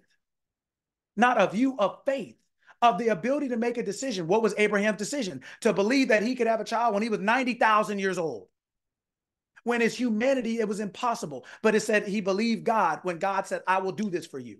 Your desire is God saying, I will do something for you. It's your awareness of being saying, I have this for you. Can we get it done? If you agree, you are now blessed. You now have an oath between the ability in you to get it done and you as the vehicle it's using to get it done. Those are one. Those are one. Jesus was hungry just like the other people. How come he could walk on the water and the other people couldn't? One person did for a second. It lets him know it's true. But he got distracted and started drowning, but he did walk on the water. So when it says our Father, it's not just, he said, our Father. He said, I know my Father whom you call your God. You're so busy calling it God that you think it's somewhere else. The person walking on the water, turning water into wine and prospering what it had, going from not enough to leftovers, looks within and says, keep the party going. As D.L. Hughley said back in the day, keep the party going, turn the water into wine, turn truth into experience. Walked on the water, can walk on the truth, can calm the winds and the waves and say, peace, be still. They might drown, but not me, because I know who I am. I know I made these winds and waves. How's that going to kill me? That's like being afraid of your own child. How did I do that? Where's that? I clothe you, feed you, and I'm afraid of you? Man, you better knock it off. You better stop that all the way. So winds and waves that you created are going to, your body that you created is going to take you down. How does that work? You can't talk to your own blood pressure. You can't talk to your own body and be like, you know what, let's knock this off. This is ridiculous. Got me around here limping and I got things to go and I got to be up in this grocery store with one leg up. We're not working. Stop it. No, we're not going to do this anymore. That's enough. That's enough. That's what the prodigal son said, wasn't it? That's enough. What did it say? He came to himself. Yeah, it was, oh yeah. But what did he do? He said, the first thing he do, he had a thought. He said, let me separate my stuff from my father's stuff. You get a bright idea. Oh yeah, I don't need that. I don't need to listen to my mom, my dad. They don't know. They're old. They don't understand anything. They don't know what I've been. They don't know what it's like to be a teenager. Oh, they don't know. They don't understand me. They've never heard music before. They've never been to a dance before. They've never seen a cute guy before or a beautiful. They don't know nothing of that. Ain't never happened to them. So they don't know how I feel. Right? Yeah. So you decide to go on out and not listen. Then you get out there and something they told you is going to happen. And you're like, oh, now I know what he meant. Now I know what she meant. Oh, I'm in trouble. And guess who you got to call? The same people who don't understand you. The same people who don't know what it's like, who don't understand why there's curfew, like you the first one ever to have one. Right? Yeah. So what'd he do? He woke up in the pig pen and said, I will go back home to my father's house because even my servants are living better than me. I'm going home. I'm gonna stop the cap. I'm not grown. You right. I'm coming back. You right. I was my bad. I was wrong. You right. I don't care if I'm grounded, but just let me in. It's cold out here. It's cold out here. It's raining for 2 days, and it's going to rain again tomorrow. My socks are wet. My drawers are wet. This cardboard is wet. I'm coming home. I don't care if I got a spanking. If I get grounded, I'm coming inside, though. This is out. This is enough. I've learned. I understand. Right? And what did it say? His father, as soon as he turned around, his father saw him from afar off and greeted him. See, your consciousness doesn't hold grudges like you do. It don't care about how long you've been broke or sick. You care. So you won't turn around. You won't get out the playpen or out the pig pen. You'll sit there and wallow in your misery. When God is sitting there going, you ever seen the black dude on the social media? I'm not on social media. I don't really do. That's not my thing. But you ever seen the black dude that goes, right? And he does all the things and he goes, and people do stupid stuff and he does a little thing and he goes. He doesn't say anything. He just does that.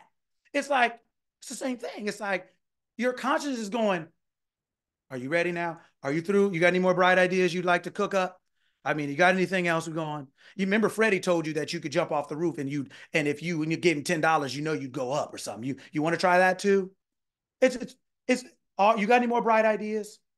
Right? Soon as he turned around, Father was there and came back, put his robe on him, ring on him, staff in his hand, shoes on him. His father didn't go broke. Your consciousness didn't go broke because you went broke with your bright ideas. Your awareness of being is not broke. Your awareness of being is not sick. Your awareness of being is not incapable.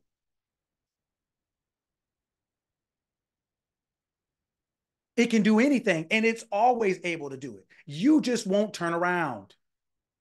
You won't stop talking about the past. You won't stop living in it. You won't stop telling anyone who will ever listen to you about it. You won't tell them how long it's been, how hard it's been. They don't understand. You want everybody to understand something you don't want. Anybody ever thought about that? Well, you just don't understand me. Okay, even if I did, does that help? What are we going to do now? Now what? Okay. You don't understand you. If you did, you wouldn't be where you are. But you want me to understand something you don't want, you don't like, and you want me to do what? Agree with it? Understand it to do what? What is your understanding of it done for you? And you want me to do it now. What is that for? I don't need to understand. You need to understand. I don't need to get in the ditch. I'm going to help you out. But it's because I don't think like you. That's why I'm not down there like you. So I'm not going to agree with you and get down there with you. Now, both of us in the ditch doing what? Yeah, girl, we're together. We're together. Boom, boom. Yeah, we're going to do it. We're going to miss it, kiss it, bitch it, boom it, do it. Okay, we're in the ditch. I don't care if we dance with it, sing with it, rap about it. We're in the ditch. This is not going to work.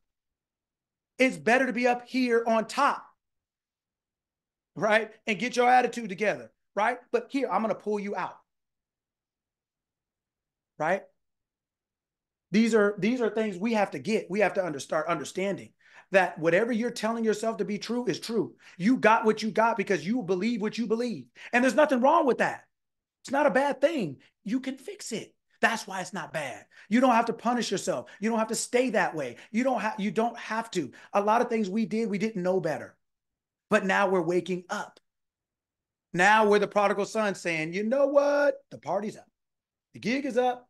I'm going back home. I'm coming back to say, you know what? This is what it is.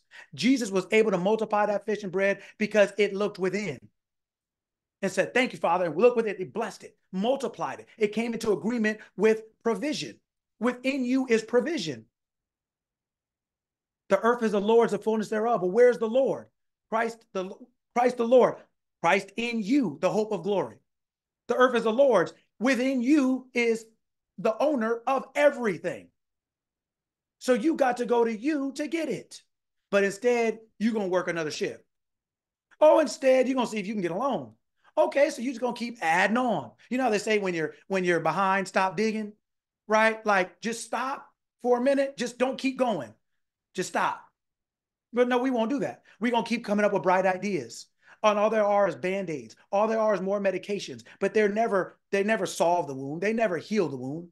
You never get off the medication. They're just something to keep you comfortable and to help you live longer in a state you shouldn't be living in at all. People live so long now because they got medication that extends your life. It doesn't improve it, though. Back in the day when you messed up, you just died. Like a video game, when you're learning, when you know good, you just die quick. But as you get better, you can live a little bit longer, right? But now we have medication that allow you to make bad decisions longer.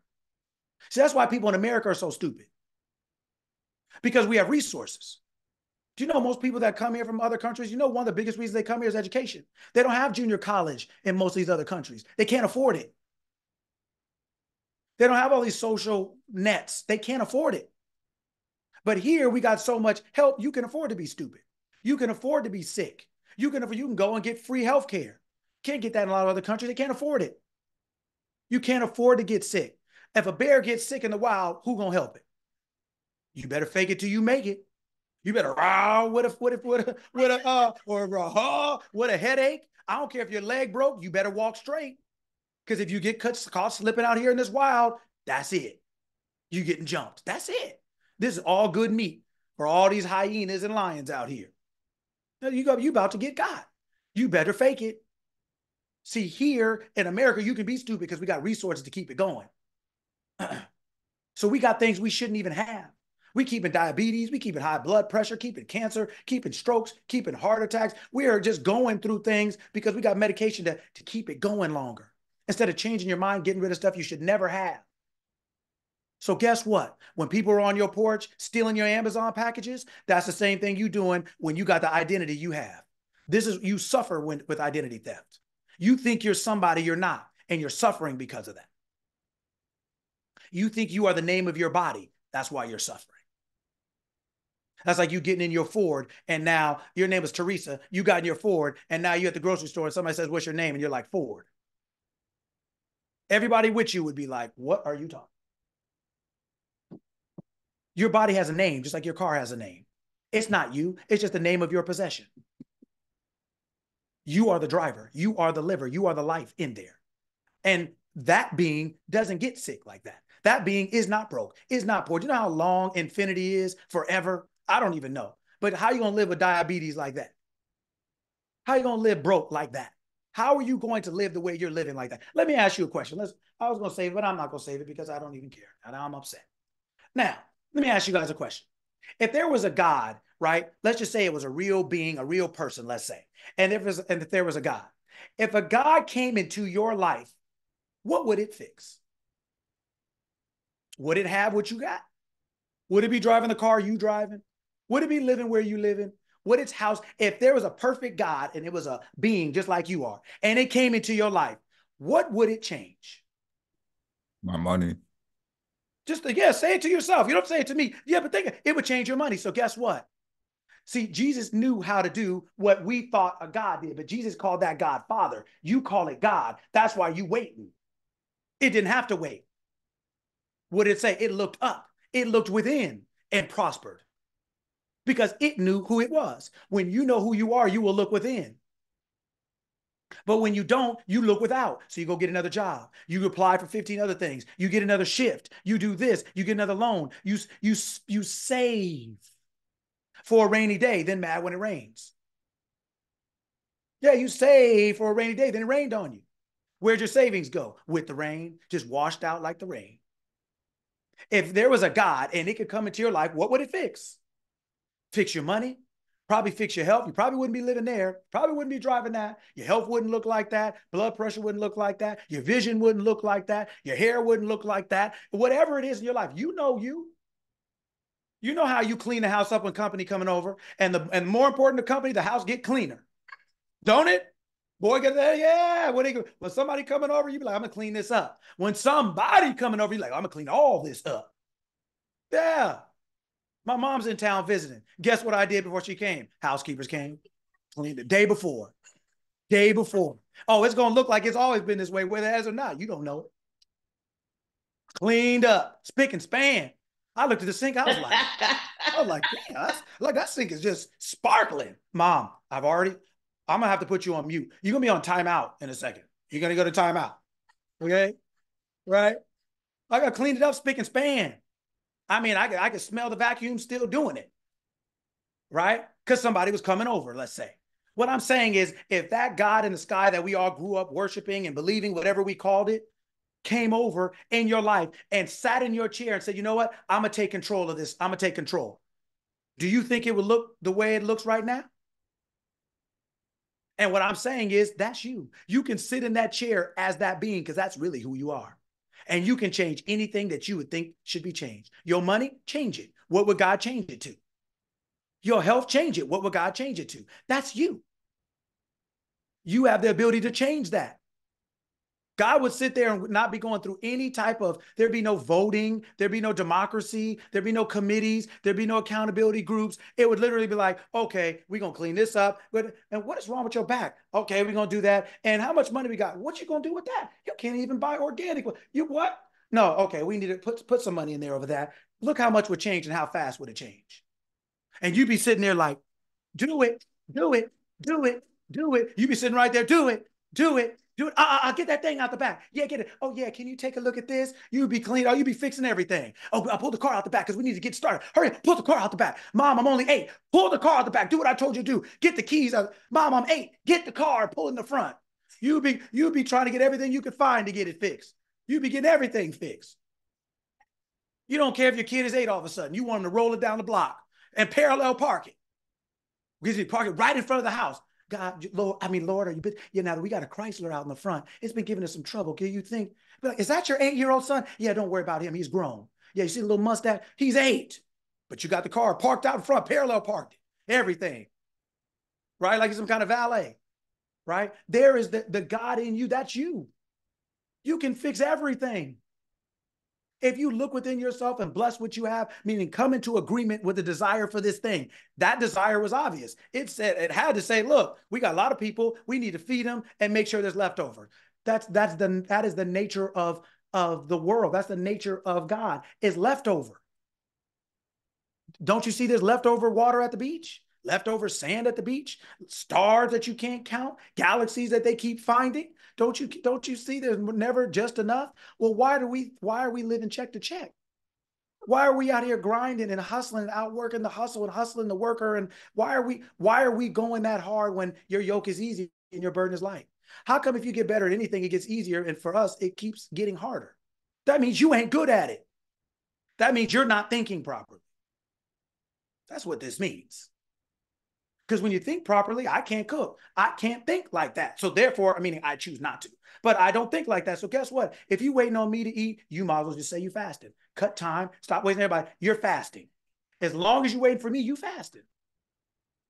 Until death, essentially. Now I can pour some cereal on you. I can pour some cereal in a bowl so good I can do it behind my back. I can just be like, with it. I can just, you want some more? I can do it flake by flake. I'll hit them with them, just be like, right, just boom, flake by. I can give you both hands with it too. Boom. I can just cereal, milk, right there, just like boom, boom. I hit a dance on you. I hit a dance on you with it. Just boom, right there. You got cereal and milk, and then hit you with the spoon like right down the middle, and walk out. That's it. Boom, standing up straight, just like that in the cereal. That's how I get it.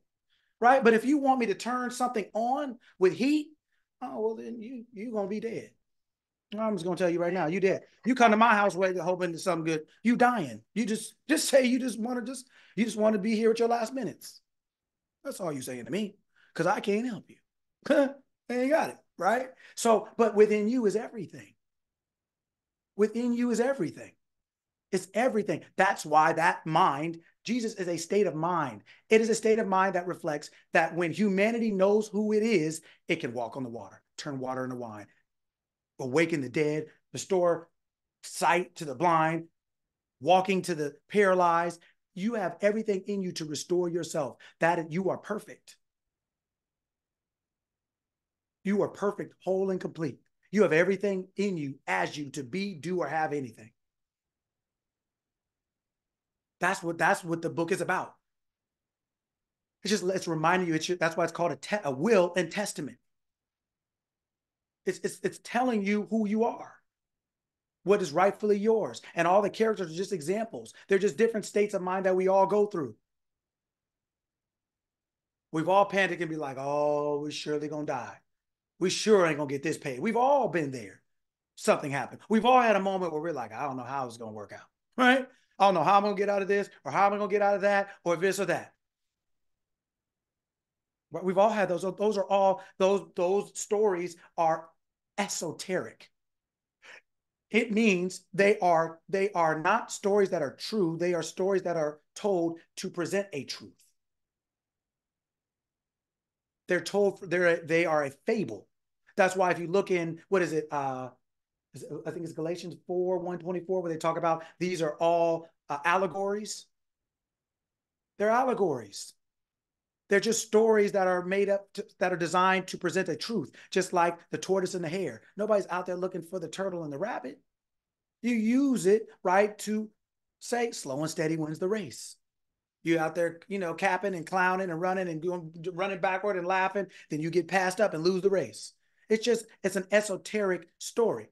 Exoterically, EX is the tortoise and the hare. It's the shell that they're presenting the story in. But the story, the meaning is underneath. That's esoteric. Most people don't know how to read religious books because they think they try to make them literal. And that's why that's how and why you create fanatics. That's what the word fan means, fanatic. That's why you create fanatics and zealots. You create people who are literally like, you got to wash your hands before you eat because that's cleanliness is next to godliness. That's nowhere even in there. People just start making their own game up. People just start making stuff up, right? They think that they can work their way in. Can't work your way in. It's not about that. That's where you came from. That's where you're going back to. In the middle, called humanity, is an experience that we're having, that we're taking with us. And you can have any experience you want. You already are having the experiences that you want, even if it's what you don't. All right, I'm gonna give one more example, then I'll open it up for questions, answers, comments, things like that. So one of the stories is, one of the titles was of this class was Atlas. So this earlier this week, I was watching a movie on Netflix with Jennifer Lopez called Atlas. And, it's a spoiler alert, so close your ears, but open your ears so you can hear, but close your ears so you didn't hear it. All right. But essentially, it's talking about humanity and artificial intelligence. And so she is a person who is basically a scientist and things like that. And she is against humanity's interaction with artificial intelligence. So she but now in this time in the world, everybody loves it because they get to do so many things better with the help of artificial intelligence.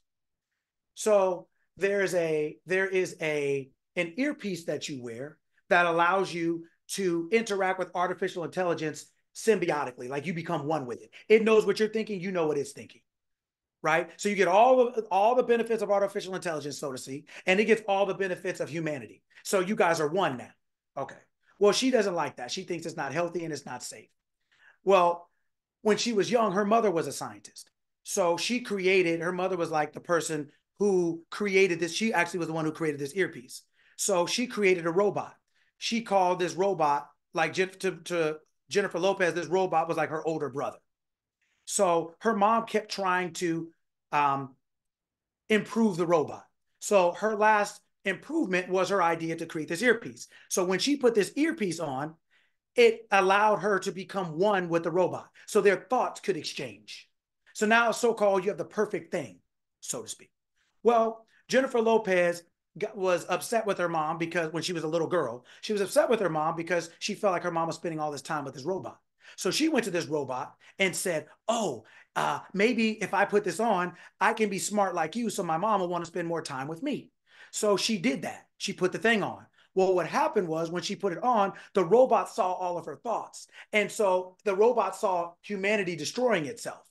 So then the robot got the idea that I need to take over for humanity. We need to control humanity so it doesn't kill us and everything else. So now the robot eventually got the mom to eliminate herself. So while that happened, Jennifer Lopez, a little girl, so she ran out. So it shows her later, she's now an adult. Well, that her older brother, that robot her mom made, escaped to another planet. Well, humanity liked the interaction between artificial intelligence and itself, but knew that this person out here was dangerous. So they wanted to go capture it. Well, in order to go capture this thing, they had to put on these suits, but these suits were artificial intelligence. So you had to put this ear thing on so that you and the robot could become one, the thing that you sat in, this machine. And so that it could work off of you and you could work off of it. But Jennifer Lopez didn't trust it because of her experience. Well, as a result, long story short, she went out there and she was getting beat up because she would not merge with the robot, so that she couldn't use all the robot's features, and the robot couldn't get into her thoughts to figure out what to harmonize, so to speak, right? And so as a result, it was like you had two singers and they're not on the same note, so it just sounds like, you know, two screeching cats, right? So now it's gotten to the point where the robot is getting so beat up that now Jennifer Lopez can barely use it. And because the robot is so beat up, the robot can't protect her.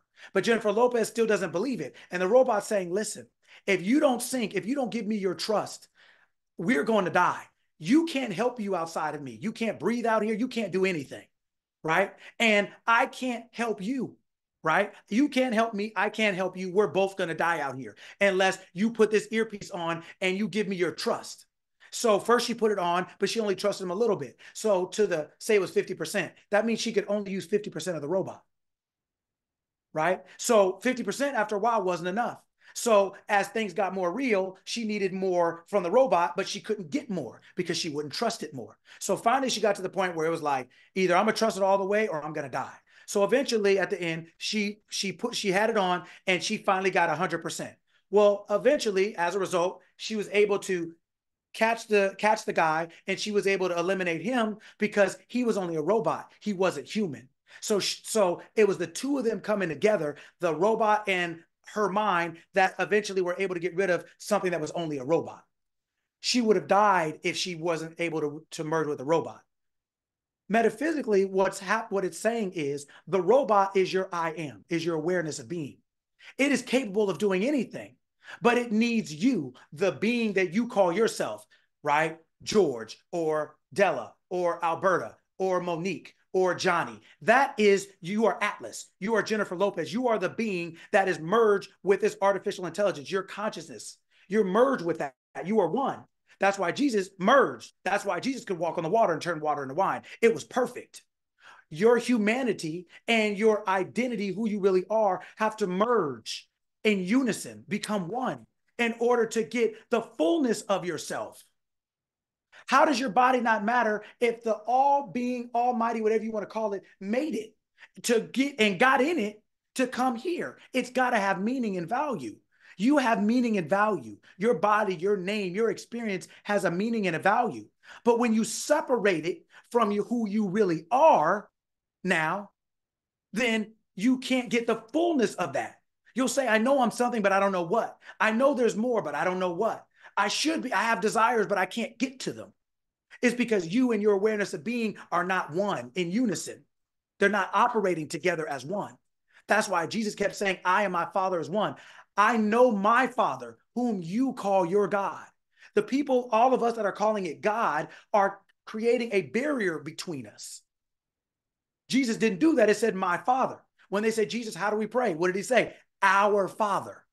Our, not mine. So that thing we call God, we should be calling the same thing that called it, our Father. Meaning just the unison with ourself. It's not a male. It's not a man, right? It's just a consciousness personified as that. But it's you. It is you before you got in this body. Jennifer Lopez was Atlas before she got in this machine. But in order to get the benefit of this machine, you have to become one with it. You have to, so that you can use all of its features. You can't go on this planet just as you are. We couldn't come down here and sit on a couch without a human body. We wouldn't have felt it the same. So we made this body to have certain physical experiences, right? We're not this body, but while we're in it, we have to become one with it in order to get the full benefit of it. And the reason, and kind of the caveat, the reason that she was having trouble was because she is the one that basically destroyed it from the beginning. None of this stuff was going on in the world. This person now, her older brother, went off and caused chaos. He was causing chaos everywhere he went because he felt like humanity needed to be destroyed because he could see the future of what happens.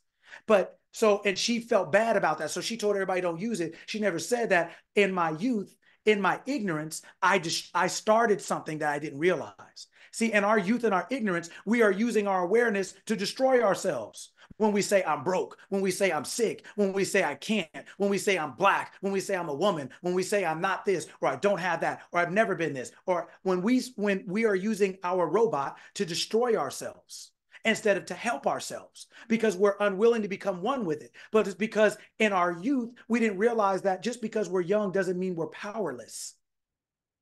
So we wonder why kids can get sick. We wonder they didn't do anything. It's because they think. And especially when they're young, they're more impressionable. Their thoughts are more impressionable. So when you're walking around talking about grandma got cancer and I don't want my husband to get it, or I don't want myself, I hope I don't get it, I hope my kids never get it, they pick up on that. Kids pick up on everything, just like dogs and animals do, right? They're a lot more sensitive because of where they came from. They're closer to where they came from, right? Where it's not a physical thing, it is a consciousness. And consciousness is not limited to a certain place. We are omniscient, all-knowing, omnipotent, all-powerful, omnipresent. We're everywhere. So when you're in there talking about, oh, I hope my kids don't get sick. Yeah, the body is not there, but your kid's consciousness is with you. They're everywhere because they're closer, especially to when they come. As we get older, we start thinking we're more of this. But that's where we start making our mistakes.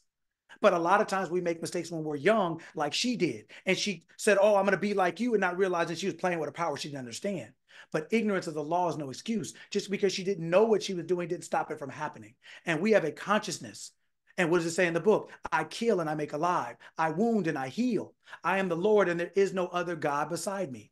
The Lord, the law, and God are one. They're the same thing. There is no other authority than that which is in you, as you. So that's why what you think matters, because based on what you think, you're now using that robot. You are one with that. You're now using this to either save you or destroy you, to blow up the planet or save the planet, to blow up your life or save your life. You're using it even in your ignorance, and you're using it as a 6-week-old baby, as a 2-week-old baby. It's not when you're grown or an adult. That's why she had such trauma and terror, because she did it when she was young. She didn't know what she was doing, but it didn't stop it from happening. Babies think. They're conscious just like you. Why do you think they can cry? Why do you think they can smile? Why do you think you can feel them kick in the womb? They've been alive. They didn't. It's not just because it's not, they're alive. They're not alive when you think it. They've been alive. That's how they got here, right? She used the power she didn't know anything about. She didn't understand, and it hurt her. So then she had trauma and she didn't want anybody to use it. So then when it was time to save her life, she was at odds. When it's time to save your life, you're at odds because you have trauma. Oh, this happened to me and I can't. Yes, but a lot of things you didn't know, whether it's listening to somebody and accepting it, and now you became that, or it's your own idea and now you didn't know. But now we do know. And in order to save your life, in order to multiply your bread and your fish, you are going to have to become one with this human experience you're having. You are in charge of the robot. You're in charge of the experience, but you need the robot. You need your body. You can't afford to get sick. You can't afford to die early. You can't, meaning involuntarily, meaning before you should. You don't die before you should, but you don't, in ignorance, you can, but you don't really. No one can kill you. You can use someone to do it, but no one can kill God. God will just use something to do it to itself. Everything is self-inflicted. You just use something else to do it. And you call it them, but you just use them to do it. You call it a knife, but who made the knife? Well, you call it, humanity makes all these things, right? But it uses artificial intelligence. It uses I am to make it happen. She was in charge of the robot, but she didn't have the power of the robot. That's what we call free will. Free will is you are in charge of the power, but you use the power based on your thought. And if you don't know how to think, you will destroy yourself with that same power. Ignorance of that, just because you don't know that, doesn't stop that. That's why we pull babies off the roof before they jump thinking they're Superman, right? It's why we pull kids out of the street chasing the ball. We know they don't know better, but that's why they run out there, because they don't know better. But that doesn't stop them from getting cracked, does it? We don't blame them for it, but we understand why they did it. But that's why we tell them don't do certain things, or we know we have to watch them the younger they are. We can't leave them to their own because they have a power they don't understand, but they're still using it. So a lot of us have trauma from things. We call it trauma. We have history, experiences from misusing our power because we weren't aware we even had any. But you have power from before you get here. You've never lost it. You've always had it. You just use your parents to grow you up, just like you used a fork to make you to eat your salad. But they're not more powerful than you. The fork is not more powerful than you. You picked them. They're not more powerful than you. They never have been. They never will be. They're just things you use to get you from where you wanted to be to the next thing, like a fork, what you didn't eat to now eating it. You're using everything to help you physically experience the thoughts you're having of what you believe you are or how things go or whatever else it is. Right? So she had to learn how to become one with something in order to get the benefit and stay alive. And guess what? At the end of the movie, she created a brand new one. Couldn't wait to get in it. Once you realize that your awareness, your being is nothing to be afraid of, your thoughts are nothing to be afraid of, then you start using them on purpose. You start using them with a purpose. You start using them with wisely and with a skill. I am rich. It's true. Why do you think being broke sucks? It's not true. It's something you can truly live. 2 + 2 is 5 if you write it down. You truly wrote it down. It's not the truth. That's why you're going to get it wrong. 2 + 2 is 4, but you have the right to say 5. Haven't you seen kindergartners do it? Right? It doesn't make them a bad person, but the answer is still wrong. So then that's what parents or teachers, people who know better, help you do. That's what we're doing here. We're waking up and realizing 2 + 2 is 4. It's not emotional. It is not racist, sexist. It's not anything but the truth. We have the ability to put 5, but most of us have put 5, and what has that gotten us? Is it helping? Well, let me tell you why I put 5. Well, you just don't understand why I put 5. You put 5. I ain't mad at you, but how long are we gonna keep talking about why you put the answer is wrong? Yes. Do you understand that? Yes. Well, then why do we need to keep going over it? Why do we keep talking about you don't understand and let me talk to you about it and you just don't get it? Right? When I work with people, you know what the hardest thing for them to do is? Tell me what they want. They want to spend the whole hour or months telling me what's wrong. They did that. They literally can't get out of it. Well, let me just tell you. Okay, all right. So let's just do an experiment. I want you to tell me what you want. I don't need to know anything else. What do you want? But I can't tell you what I want if I don't tell you. Why not? They literally can't do it. They're so fixated back here, they can't even get to the solution. They're literally dying in the problem. They're dying in it. They won't leave it. Well, let me tell you how long I've had cancer. What does that mean? Do you want it? Do you want to let it go or not? I mean, is there a pension plan for cancer? Like if I stay 2 more weeks, I'm gonna get a pen or some kind of vacation? Is this some kind of payment plan? What are you talking about? It doesn't matter how long you have it if you don't want it. It doesn't matter how long you've been broke if you don't want to stay. It doesn't matter how long you've been sick if you want to be healthy. You can be now what you've never been. The past has nothing to do with what you can be now. Otherwise, you couldn't want to be it. You can want to be it because it's still available. But people literally cannot tell me what they want. They think they're telling me what they want by complaining about what they don't want. They can't distinguish the difference. They literally can't get out, and they wonder why they can't get out because they won't get out. They won't come out. Oh, well, I just separated from my father because he didn't understand me, and I just thought I was going to take my money. And you know, Drake said YOLO, and so I just thought I got to get it where I live, honey. Boom. I got to, because you got to know what I mean. Right? Everybody tell you why. They got a whole bunch of reasons why they did. Do you want to sleep with these pigs or not? Well, no, I don't. Well, let's go. Yeah, but let me tell you why I got here, though. Let me tell you why. But let me just tell you what they did. Let me tell you who, I got robbed, right? Okay. But do you want to sleep with these pigs or not? I'm just asking. Yeah, no, I don't. Well, let's go. But no. Wait. Let me tell. And you're like, are you sick? I've been on the phone for 45 minutes with you, and you telling me the pig smell, it's dirty, you don't like the food, and I keep saying let's go, and you're like, well, wait, let me tell you. And I'm like, well, it's getting dark. Do you plan on spending another night? Are you going to stay here tonight too? Because I'm leaving. I'm the king. I'm not out here with you. This is your bright idea. You're going to sleep by yourself. This is not going to be a communal event. People sit on there on a phone with me for an hour. 45 minutes. And I'm like, are you kidding me?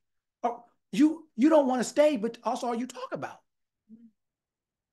You wonder why your life won't change. You won't leave. You won't change your mind. That is leaving. leave. What do you want now? Until or unless you identify that, guess what? You spend the night again. You're going to be back with the pigs again. You're going to walk on back home. Yeah, you going back. You going back. I don't care how much fun you think you had today. You're going to be spending the night there. I don't care how late you stay out, how late you stay up. You're going to spend the night there, buddy. Till you change your mind, you're going back. That is what we're here every week talking about, is the power of your mind. That is the creative faculty of you. That is your grocery store. That is your warehouse. This is where all of your options lie.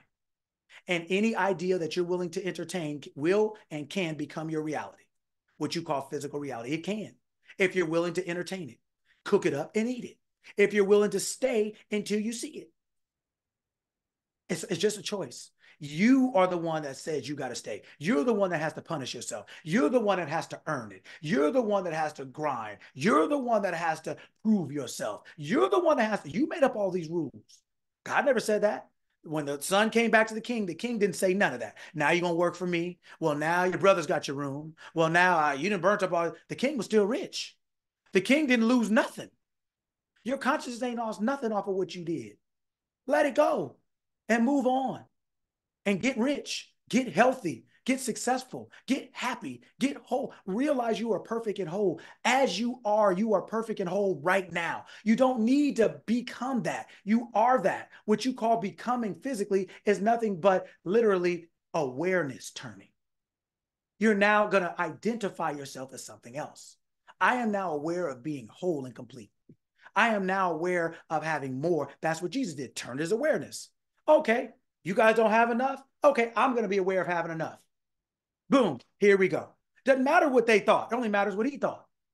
Doesn't matter what other people think. You can be what you want to be, because the ability to prosper yourself is within you. He didn't say, hey, I got enough fish and bread. You guys think this will do it? This ain't enough. What are we going to do? What do you mean we?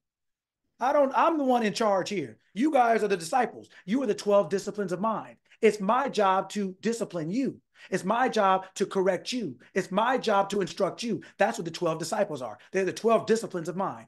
Just like the 12 zodiac signs, the 12 cranial nerves, that's what those are. They're personifications of minds. Each one of them has a different name that means something. But that's why he was in charge. They were not. And he knew how to go inside of himself and prosper what he had to make it more than enough and leftovers. Within you, you can go within you and prosper your stuff. You can prosper anything, your health, your money, your relationships, your success, your peace, your joy, anything that you want to voluptuate, blow up, grow up, expand, explode. You have that ability if you look inside of yourself. Look at that verse and find it wherever it is. Everybody find it when you leave here. Look at what he did. There wasn't another person that he did it with or did it to. It was within himself, within you. And that is a state of mind. Jesus is a state of mind. It's not a person. That's why Christ in you. If it were a person, how they get in you? We'll just say, let that same mind that's in Christ be also in you. The mind. The universe is mental. All is mind.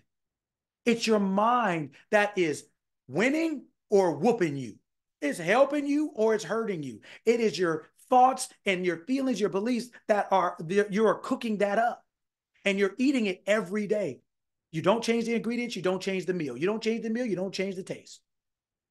That's what it is, right? In you, not from me. You're not listening to me. Listen to the information. Follow the information as best as you can.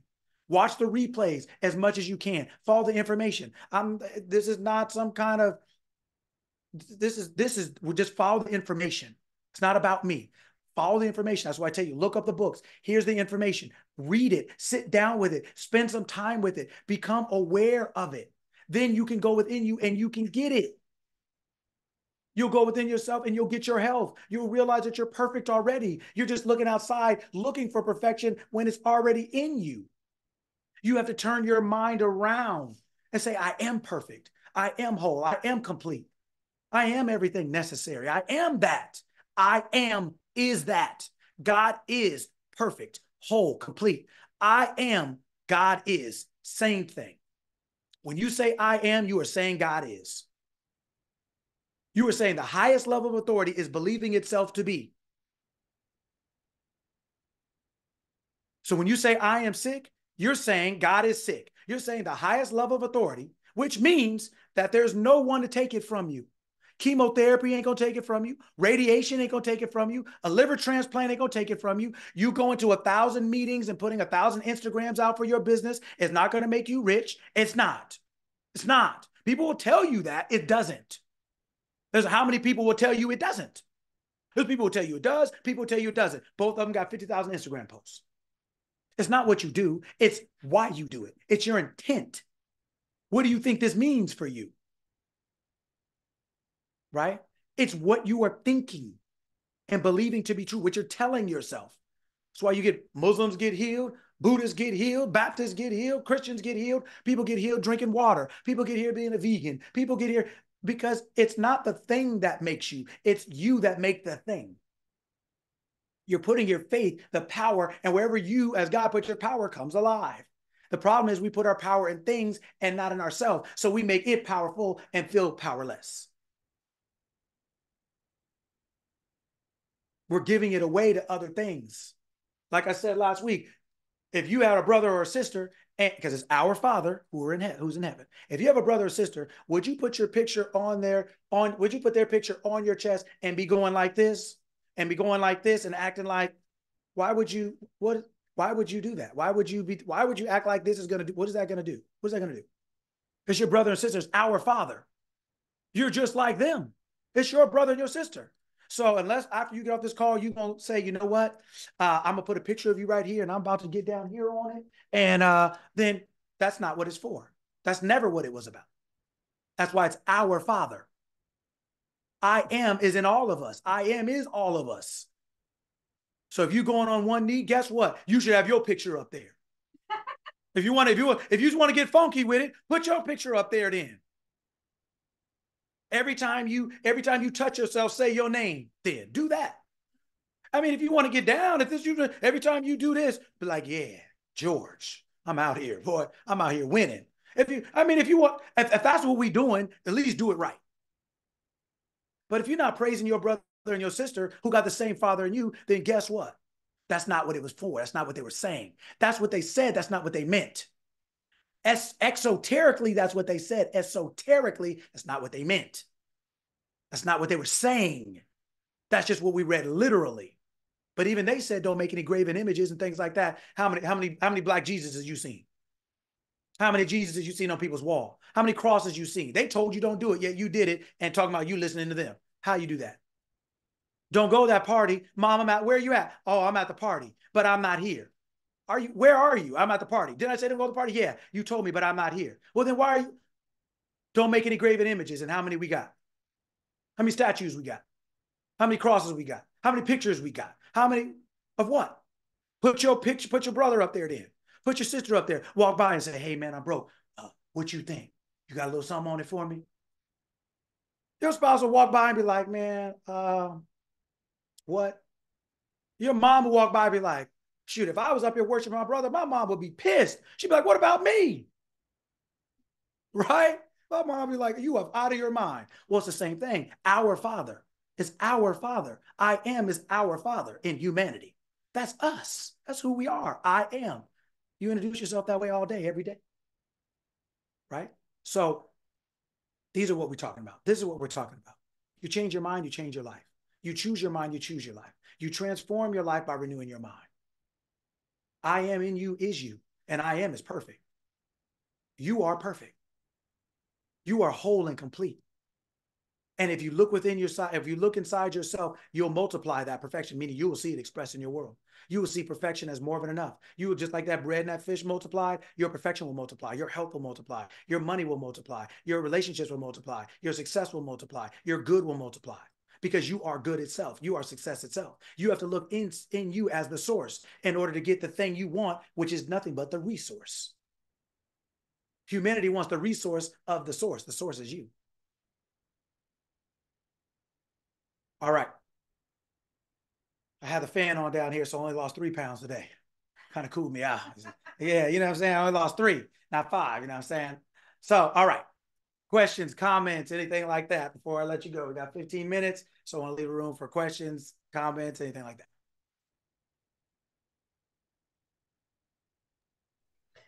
This is really good stuff. Really, really good stuff. I had my son up here listening this morning, piggybacking off of sort of the question that I asked last week on how to get him, get him motivated, get him to the place where I think he needs to be. And you said create a syllabus, which I have started and am working on.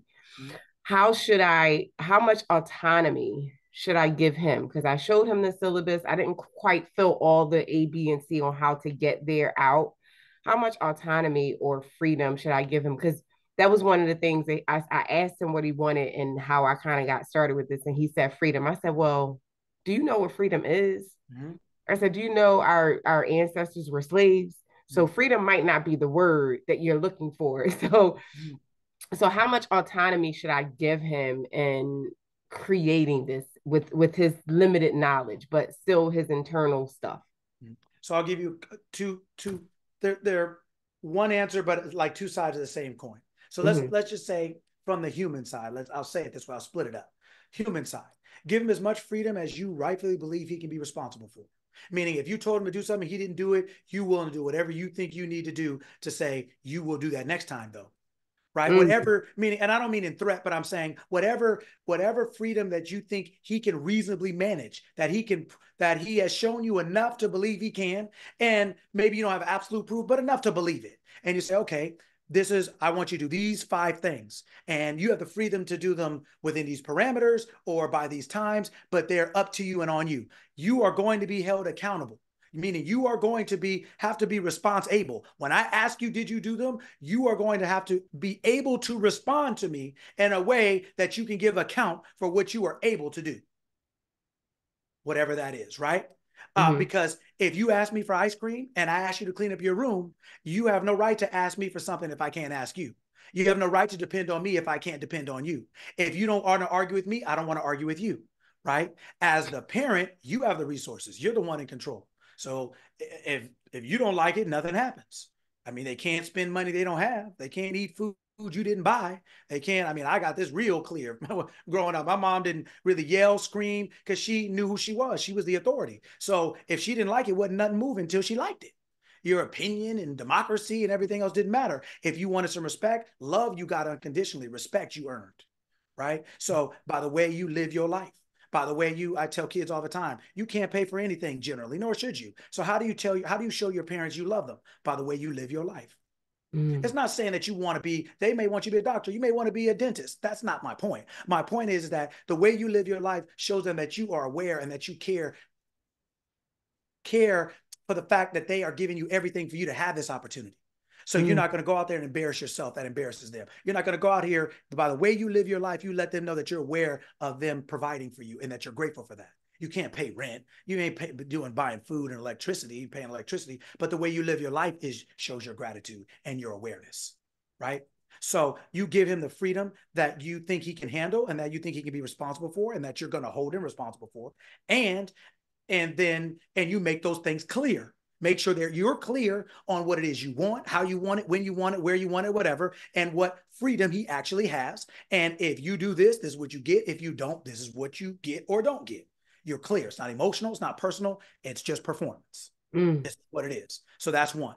On the other hand, you're doing all this to be you're doing this for you. He's getting the benefit of it, but you're doing it for you. What are you doing it for? What are you doing it for? Me? He's getting the benefit. Yes, you. He's benefiting from what you're doing. Right. But you're doing it for you. What are you doing it for? What do you want from it? I want from it for him to have a better life. Well, no, but what do you want from it? That's his benefit. Oh, I want him not to be living in my house as a grown man. I want him to be fully dependent on me. Okay, that's fine. I don't want to say a better way, but what is a better way to say that? What do you want? What's a nice way? Tell me what you don't want. Okay. What do you want? There's nothing wrong with what you don't want, because sometimes what you don't want helps you clarify what you do want. Right. Right. So what I'm saying is that you're doing this for a reason. He's benefiting from that reason, but you're doing it for you because you want to feel a certain way about you. You want to feel like you. So what is it you want to feel about you? What is it you want to be able to say about yourself or to yourself? What is it Oh, you, that's good. right? I What want is to I it? want to say that I've raised a young man that is able to take care of himself, that I raised a young man that I put in him what he needs um to be the best that he can be. I So want to be able to say, so yeah, every time you have a thought of what you're doing, what can you say to yourself? What can you say you are? Let me give you an example. okay. You can say to yourself, I'm a great mother who's raised a great young man. I'm a great mother who's raised a great young man. That is, you're doing all this work for something. What is it for? Well, you want to feel, and I'm just giving you an example. You want to feel like you're a great mother. You want to feel like you've raised someone great. I am a great mother who's raised someone great. I am, God is. God is the person who is doing this, who has this. That's who you are. You want to say that you are that. Right now, you don't feel you're that. It's not that it's negative, but your desire is to get you to change yourself. You think it's to change him. It's really to change you so that you are the person you want to be who has something. Because of who I am, I have. You can't have if you aren't. So really what you think you're changing is you. You are now becoming the person who has a thing. Your son is like your purse or like your wallet. It's a possession of yours that you want to be a certain way, a certain level, a certain brand, a certain quality. So you're using your desire, you're using the thing on the outside to change you. I now am the mother who is and therefore has. I am a great mother who has a great son. I'm the great mother who's raised a great man. So every time you think about yourself, you say, I'm a great mother. Even if you made a mistake, you identify with who you choose to be. You don't let a thing change your identity. You keep your identity, and the longer you keep that identity, things will drop off, things will come on because it's a reflection of you, but that identity has to be stable. It can't be, I am a great mother, he made me mad, I don't think I'm ever going to get this right. You can't do that. You can't let a moment change your identity, right? I am a great mother who has a great son. Whatever great mean, I'm just giving you an example. You can change the words, but the words don't matter. The words only matter because of what they mean to you when you use them. So when you say you can change the words, I'm just giving you examples. I'm a great mother who has a great son. So when your son didn't clean up the room, my son is great. He always does what I ask him to do. My son is great. Yeah, when he comes home, right? You're like, Jared, make sure that room is clean. Now, that room wasn't clean, so you're not getting that ice cream tonight. You know that, right? But you still don't change what you say about you or about him. You keep that. You keep that. You don't let him not cleaning up his room that day change what you say about him because you won't see it before you say it. And if you keep changing what you say, you'll never see it. It's not what he does that makes him who he is. It's what you say consistently. Your belief about him is who he is. So as long as you create a belief that you want to see, you will see what you believe because that's the law. Right? So find something that you can say to yourself. Take all your desires and consolidate them into something that you can say to yourself. I'm a great mother who has a great child. I'm a this, I'm a that. I am who has, or I am who does, whatever. It's the same thing. Oh, this is so good. Thank you. You're welcome. Wonderful. Yes, Monique. I just wanted to thank Sarita, is it? Sarita, for asking that question because I wanted to ask you a question about my son who's 25 and, making 25-year-old choices. And I was having a tough time because I'm like, should I share? Should I tell these people my business? Do I call coach separately? Like, I just didn't know how to approach it. And there's no need to because Sarita asked. So thank you. You're welcome. And thank you, coach. You're welcome. It doesn't mean that we don't address people, right? But if addressing people changed things, we wouldn't be where we are now, right? Doesn't mean we didn't tell them. They didn't listen. They didn't want to listen. They forgot. They didn't hear you. It could be your kids, your spouse, your boss. If just addressing people did everything, we wouldn't have the conflicts in the world we have. So we want to say now, okay, what is guaranteed to fix something? Because God is guaranteed, right? I am is guaranteed. So then I am has to be the guarantor. That means you have to be the person who is. You're the guarantor. So you have to be. You have to be the bond. You have to be the guarantor. So I am the mother who is, or I am the woman who has, or who does. I am the man who I am. Okay. Now, this thing is, I want, because of who I am, I can make this thing any way I want. But it's not because I'm changing it. I'm changing my conception of myself so that what I see now looks like what I want. Because the creation is finished. So you're not actually changing people the way you think you are. What you're doing is seeing a different version of them, but you can't see that version through the identity you currently hold. You can't see them. We don't see the world as it is. We see the world as we are. We don't see a movie as it is. We see it as we are. That's why we all watch the same movie and see something different. Or did you see that? Like, I didn't see that. Or you're driving down the street. Did you see that person? No, I didn't see him. It's not that that person didn't exist. You just didn't see him. It's not that your son, or that job, or that health. It's not that it doesn't exist. It's as you are, you can't see it. So it exists. You change you and everything changes. But in order to change you, you must change you and keep you changed. You don't let one day change your mind. Oh, this don't work. Oh, well, I'm looking every day. It looks the same to me. I'm looking every day. My bank account looks the same to me. If you are not willing to say you have what it is you want in your account or what you have in your home, if you are not willing to vision, you will never have sight. With no vision, you perish. You remain as you are. Your kids remain as they are. Your bank account remain as it is. Your health remains as it is. Everything you will keep seeing what you are saying. And until you change what you say and keep that new change being said, you will never see different. That's how you do it. That's how you do it with everything. It's just a change of self. Thank you. Yes.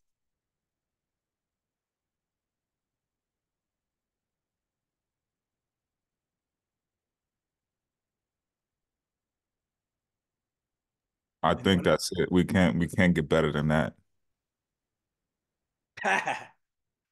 Wonderful. Well, as long as you all know who you are, as long as you've heard what we've talked about today, and we continuously talk about every weekend, and for the next 3 before we move on to the upper room, so to speak, or to something else, as long as you remember that everything is in you. Your world is your choice.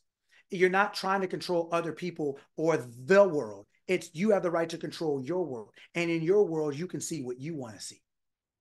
There's 1,000 million realities, but we're only seeing the one based on who we are. And if we want to see a different reality, we have to be looking out of a different lens.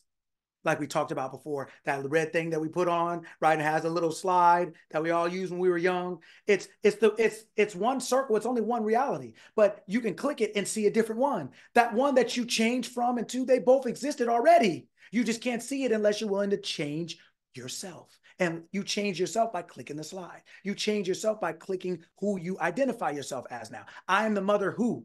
I'm the mother who has this. I'm the mother whose son or sons is like this. I am the wife or the husband or the owner or the employee, or my health is, I am who has, who does, who is this.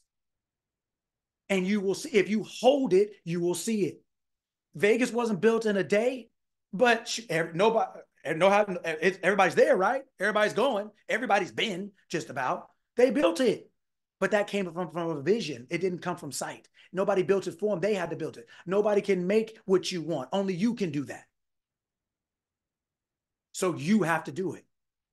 And then once you understand that, at first it's scary, but then it's empowering. Then you realize how powerful you are. Right? And when you see things change and you're like, I can't believe it. I didn't have to yell or anything. I had to yell at myself, meaning I had to keep my mind on track. Yeah, boy, the outside world can't affect you, but it can influence you. It can convince you that you should, it can try to convince you, well, he didn't do it. Oh, it's 2 days in a row. Oh, well, they didn't pay me. Oh, I guess I ain't gonna get overtime. Oh, well, I guess I can't afford it. The outside world is nothing but your thoughts externalized. If you want to see a different world, you have to have a different thought. But if you let the world tell you what to think, you're going to remain as you are. You're going to be a victim to sight because sight doesn't change, because sight is created by vision. And if you don't change your vision, you can't have a new sight. You can't see anything. If you don't click that slide, you won't see it. And the slide is right there waiting on you. You just won't click it. You click it, it's automatically there. Right? Okay. It's not. Anybody have anything else before I let us get on this Saturday? And Coach Lucky, thank you always. I put in the chat, I'm sending this replay to a whole bunch of people. I'm tired of repeating myself to people who I love, because sometimes, I live by a theory of being loved more than I love you. And what that means to me is just like the energy that I saw my great grandmother, my grandmother, and my mother put into others. They did not, it wasn't a balanced transaction. They gave way too much. And so when I have people in my life who, like who you said all this, Vero generously offers us these replays. Instead of having to repeat myself and drain myself, this doesn't drain you. It doesn't seem like it drains you. It seems like it empowers you to empower others. And so I'm looking at this as a new method of empowering others rather than running myself in the ground trying to be superwoman. I'm gonna let Coach Lucky speak on my behalf and encourage those who I love to keep up or get left behind, because it's not my job to hold, like you said, I don't want to hear you on the phone over 30 seconds talking about the problem. I want to I'm eager to spend time on the solution. I cannot stand sitting on the phone with somebody. I don't do that anymore. I used to, but I don't sit around with people who just want to wallow. What is the solution? Ever since I started tapping into these calls and taking them seriously, I don't know if it's been a year or not, I don't even know. But the epilepsy has, like, I don't know where it went. And I am so proud of that fact because I decided I was done with my relationship with epilepsy. Okay. So I'm pouring into me. And if you're going to be around me in any capacity, you're going to have to practice those same habits, because it ain't no woe is me energy over here. So your vibe, you know, like you have a really dope partner here. Like I'm always bragging on both of y'all. And I'm grateful for these calls. I am going to miss, even though I said it last week, I'm in the mentality club, but I'm still going to miss these calls on Saturday. Oh, okay. That's it. That's all. All right. Wonderful. Wonderful. Well, thank you. And congratulations. Congratulations on realizing who you are, applying it, and now you have proof. And as long as you don't change your mind, the outcomes will never change. It's like you had something and you kept it because you changed your mind, because you had it. Now that you got rid of something, you keep your mind closed. You keep the doors closed, the flies can't come in. Right? You keep it closed. Ain't nothing going to change ever. And that's good for you. You have proven that you are. I am the Lord that healeth thee. I am the law. I am is the Lord. I am is the law. And you have applied it and you've proven it. You prove the proof. Yes. Keeping the price just for today. Just to let them know they grandfather for the 49. Okay. But tomorrow. Okay. Stop that. So they can't hear us. Okay. Yeah. Okay. So, well, I mean, you can yell. So I don't feel like talking about it. So, well, hold on one more second. Does anybody have anything else before I let you go? And then Veronica has one announcement, and then I'll let you all go. If I have anything else, just want to make sure. Okay. Perfect. I put it in the chat that I'm going to go ahead and leave the $49 a month for the weekly calls for today. I know we said we were going to raise it today, but I want to give everyone on this call that's not on there the opportunity to grandfather into the $49 price, because it's going up to $79 a month. And that way you can continue with your journey learning with Coach Lucky, because come June, the end of June, we're gonna transition these Saturday calls into something else, and they won't remain as we're doing it today. So if you guys have any questions, you can reach out to me, and yeah, holla. Right, perfect. All right. Well, hey, thank you all. Love you all. Respect you all. Appreciate you all. We've practiced. Go out and play. None of this matters if you don't apply it. Apply it. Apply it. This is not a feel-good camp, a seminar, or a sermon, or a service. Apply whatever you can assimilate. Apply it. I don't care if it's, I want to see $1 today. I want to see a red pony today. Like, learn how to focus your mind on something and see it come into your world, and you will just, the momentum you build by things that sometimes you just don't care that much about, just by seeing little things, He'll be like, man, I really am that person. And then the so-called big things, which aren't big, they're just big from where you stand, right? But they're not big. Nothing is bigger than you. You created everything. So if it's big, you got to be bigger. You are bigger, right? So just apply them to every little thing. It's a lifestyle. It's not just, I just do this for money, or I do this for everything. To pick the right fork, to pick the right spoon, to pick the right, just the awareness of doing the right thing, of being in the right place at the right time, of everything working for my highest and best good, of all the world meaning me well and treating me kindly, of everything I set my hand to prospering, of having a victory in all things, of, victory only, victory always, all the things that we say, especially during the weekday calls, but just things it's a lifestyle. It's not just it's not just one part, it's everything. And you'll see victory in every area of your life. It's ready for you, just like that slide. Click it and you'll see it, right? So go out and apply today.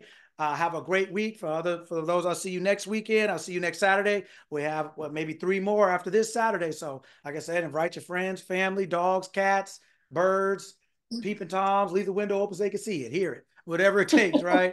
For the next couple of weeks. And, and then we'll move on to something else. But thank you all for coming. It's my honor and pleasure that you allow me up here to be sweating 3-4 pounds at a time, ranting and raving. And I trust that you got some information that all of you individually can take away and apply. And I apply it. This is not apply it. And nothing matters if you don't apply it, but you'll see it if you apply it. I promise you'll see it. That's why I rant and rave, because I'm living it.